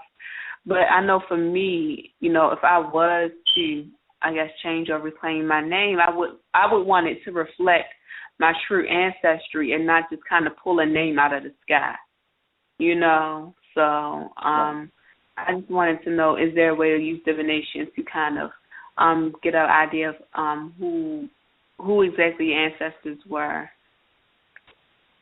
Yes, and that's a very important question. That's one of the most important questions that anybody will ask. And we have that people generate that question within themselves. That's key. That's one of the first things that we do. When people engage their own ancestrally inherited culture, that's what we're talking about. We're learning directly from our direct blood ancestresses and ancestors, not somebody else's, our own people. Your great-great-great-great-great-great-grandmothers and grandfathers of your direct blood circle, learning exactly who you are and who you were before all of, chattel slavery and so forth jumped off. You were living before you entered the womb of your mother, you were an ancestral spirit. You were an ancestress who had lived before you had transitioned. You were living in the ancestral realm for a while, and it was time for you to return. Maybe 100, 150 years later, you're drawn into the womb of one of your descendants, and you're born into the world. You're the exact same ancestress. If you were Akhan living in Ghana, you're the same Akhan woman, spirit. You have returned. It doesn't matter of all the blood mixture that took place in the wars during enslavement. You're the same Akhan spirit. The only effect that the blood mixture will have is it will make us a little bit lighter brown because of the wars that took place in the blood circles over the past few hundred years. But you're the exact same Akhan spirit who has returned. Or if you were from the Congo, you're the same Bakongo woman who has returned. And you may come in contact with a bunch of different cultures and a bunch of Pan-Africanists, but when you see that Bakongo cloth, you're going to be drawn to that more than anything. You hear somebody speak Kikongo, the language, you'll be drawn to that more than anything you've ever seen because that's the language you actually spoke the last time you walked on earth. So that's one of the first things that we do, and that's the difference between, people being secular nationalists and so forth, just saying, I don't know where I come from in Africa, so I claim it all. That's just saying that I'm impotent. I can't find out because I've rejected my own culture, so I have to follow the culture of the whites and their offspring and blackface. In reality, we can find out directly from our own people who we are. So we did a broadcast specifically on that. NKYEREW, Ancestral Shrine, Communication, and Liberation. And what we did was we went through a number of the documents that we published, a bit point by point, talking about the establishment of an ancestral shrine to your own people, the nature and function of a shrine, the purpose of an ancestral shrine is a central institution, the central institution of learning, genealogy, ancestral religion, and how a basic setup for that. You're not dependent on somebody outside of yourself. You don't need a priest or priestess to establish a shrine to your own grandmothers and grandfathers. So you establish that. We have a step-by-step process there, and then we have a couple of other articles. So in that broadcast, we go through those articles in detail to go through that process. And it's on our YouTube page. We're Odwirafo on YouTube, and it's called NKYEREW, NKOMMERE, NKYEREW, Ancestral Shrine, Communication, and Liberation. And that's one of the first things that they share with us, is to show us exactly who we are. And I have a question. As far as like the names, because I know, do you think it's important to find out your ancestry before you, I guess, change your name? Because I know it's a lot of people. Like, for instance, when I look at social media, I know it's a lot of females gravitate, to the name Nefertari, Nefertiti, for some reason. I don't know what, but, and, they were good, great queens, of Africa, but, it seems like for some reason a lot of the women seem to gravitate towards them, like they weren't the only queens, who were relevant during that time, and you don't even know if they came from that bloodline. So I'm like, to me, I honestly think you should find out who your people were first, and if you're going to reclaim your name, at least let it be something that's reflective of your actual bloodline instead of like just, pulling a name out of the air. Or do you think that, that's relevant to like the whole name reclaiming and changing your name process? No, that's absolutely correct. It's absolutely on track. And the only reason we do that is because, some people realize that we've been named by our enemies, so sometimes people will say, anything I can take on will be better than English and they move in that direction, just because the way we've been conditioned is, again, even we don't even realize it, we're still conditioned away from our own culture, even though we think we're embracing Afrocentrism and so forth. But we'll embrace some Afrocentrism, Black nationalism, Pan-Africanism, minus ancestral religion, then you haven't embraced Pan-Africanism, because our culture is animated by ancestral religion. So your name is a reflection of your ancestry, but it's a reflection of the abosom, the divinities that govern you, and your specific patriclan and matriclan ancestresses and ancestors. It carries a specific configuration of vibrations that stimulates your spirit to operate in a specific manner based on your design.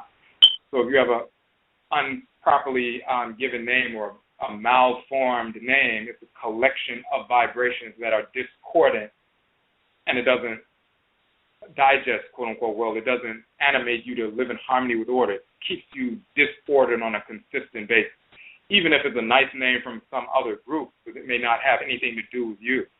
Like if you're actually Akan and you take on a Yoruba name, that collection of vibrations keeps your spirit disaligned, as opposed to the collection of vibrations that will align your spirit and your thoughts, intentions, and actions with the function you actually came into the world to execute.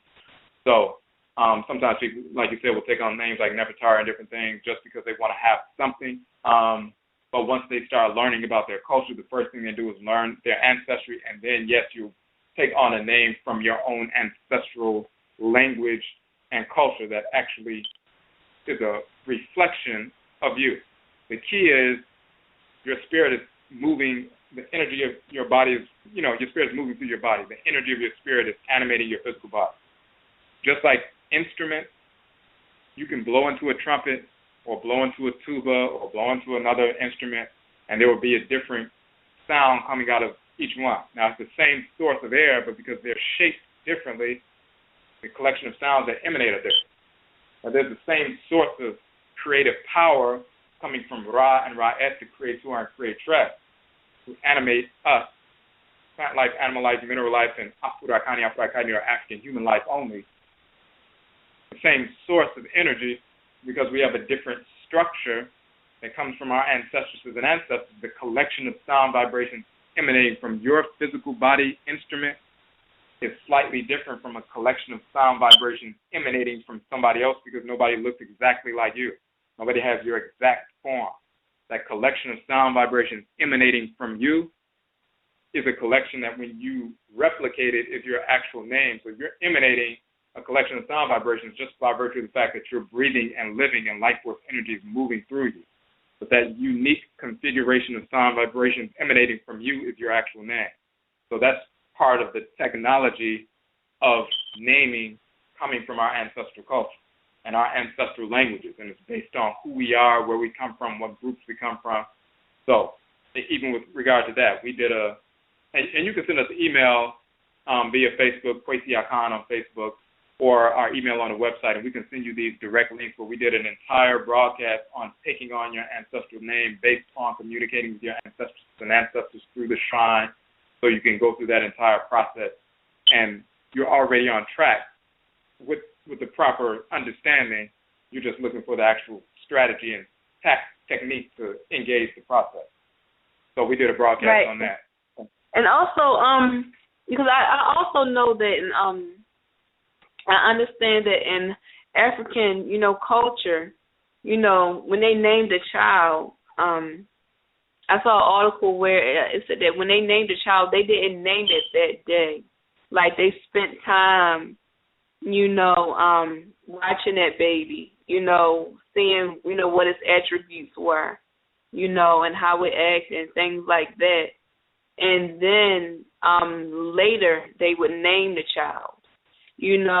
So, I know not everybody has the funds to do this, but if it's possible, do you think it would be more beneficial to, once you know your heritage or whatever, to, take some time to, maybe travel to the country to where your ancestors are from and kind of get to know the people, and kind of maybe rebuild that relationship that we lost when we were taken, from Africa, and possibly as you get to know them, let, your brothers and sisters, from the continent, as you get to know them, help you with choosing a name, or like, well, do you think that would be good? What I would say is you wouldn't let them choose a name for you. You, just like in the past, normally you're born, as you were saying, the people will find out, they will look at the manifestation of the child, their character and spirit. Sometimes through divination, they will find out, sometimes divination prior to the child being born. Some sisters are receptive, and the spirit will come to the woman and tell her they are the one that is about to come through. And when she conceives, that spirit enters into her body. She already communicated with that spirit ahead of time, and they would tell her what the name should be before they even got into her womb.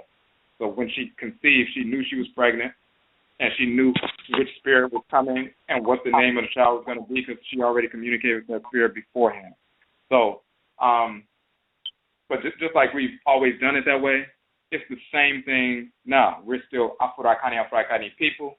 If our parents are not involved in culture, or our grandparents and so forth, we have spiritually cultivated ancestresses and ancestors. You have regular ancestresses and ancestors who are just, nice people who died or whatever. You have some who are criminals, but then you have a class, the Nananom Nsamafo, the spiritually cultivated ancestresses and ancestors. It is their responsibility to guide us spiritually, and they are the ones that we receive that confirmation of what our name should be. So we get that directly from either our living family members, but if they're not in harmony with culture, then our direct blood ancestresses and ancestors. We get that directly from them. So we wouldn't go to somebody else and get them to name us. We get that from directly inside our blood circle. Now, when we connect with people on the continent, that's the extra. They give you extra information, and they'll show you different things, or the way they're doing things right now, or tell you some different stories or whatever. So that's just in addition. But your culture comes directly from your ancestresses and ancestors of your direct blood circle. That's the key. Okay. Yeah, because I was just thinking, like, if everybody, like, especially in America, we did that, find out where our ancestry was, and actually reconnected, with the people of that land, I think that I was just thinking that would be a good way for, Black people in America to reconnect with our brothers and sisters on the continent, through that process. So, well, it'll end up being that way. What will happen is, and what people end up doing is, they'll find out who they are, start learning about their culture spiritually, and and gathering that kind of information. They will take on their ancestral name. So, say for example, you found out that you were Akhan, right? So, for example, you say your name is Nancy. Okay, so you've heard of Anansi, right? Anansi means spider in our Akan tradition. The wife of Anansi is Anansiwa. So the spider is a symbol of the great messenger of the supreme being and so forth. In America, Anansi and Anansiwa became pronounced Aunt Nancy, like Aunt or Aunt Nancy. And so you have the Anansi stories, like you have Anansi stories in Akan culture on the continent. You have Anansi stories about Anansi the spider in the Caribbean and South America. And then in North America, they are called Aunt Nancy stories, but it's still talking about Anansi, or the female version is Anansiwa. So say, for example, maybe your mother or your father named you Nancy because ancestrally you were Akan, and they felt a draw to that set of sound vibrations because maybe you were born on a Wednesday and you were Anansiwa, and they wanted that to be your name, and they just didn't know how to say it properly. But you start engaging in the culture, learning about different things, and you find out, hey, I'm Akan, this name is connected to me, and you take on your ancestral name and start learning about the Akan language and so forth. I definitely know where I got the name. My mother named me after my grandmother. Her name was Nancy Stovall, so that's how I got my name. Oh, okay. So I'm just saying, so it could be something like that, but then you start learning about your culture, reincorporate who you are, change your name based on your ancestry, learning about that culture, and then after you've done that and reestablish your culture where you are, then you go connect with people on the continent. And if somebody, if you were from the Congo, somebody Congo person from the Western Hemisphere is now reconnecting with the Congo people on the continent, or an Akan person from the Western Hemisphere who has reclaimed his or her Akan ancestry is now going to the Akan people on the continent to reconnect and interact and so forth and engage. So that's the best way to move forward. We reestablish who we are in our blood circles right where we are.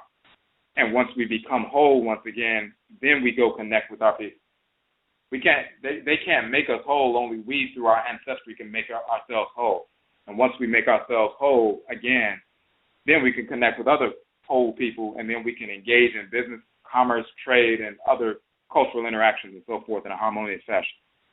Okay. All right, thank you. And I definitely, we're friends on Facebook, so I'll be sending you an inbox, Okay. to learn more about the process and everything. And thanks for answering my questions, and I'm definitely enjoying the show. Okay, made up. We appreciate it. Mm-hmm. You're welcome. Bye-bye.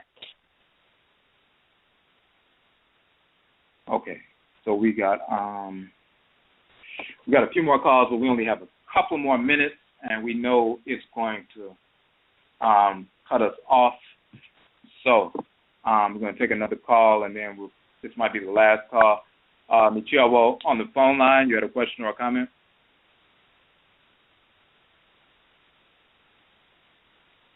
At this time, can you hear me? I can hear you now. Madase, for taking my phone call. I just wanted to quickly thank you so much for the excellent programming, the instruction that you are bringing to our community. It is absolutely wonderful. And on another point, really quickly, thank you for the brilliant idea of taking what I have been doing on social media and putting it into a book form, because I have people respond very strongly to what I write, and they want to know, where is the book, where is the blog? And it never occurred to me to get some of all that I take and put on Facebook that's been directed to me through the ancestors, to take that and possibly do something other than just make comments and observations on social media. So, Madase. We appreciate it. I said I'm glad it was able to help you, contextualize that, because we really need, that beneficial information out from many different sources, many different angles. So we appreciate that.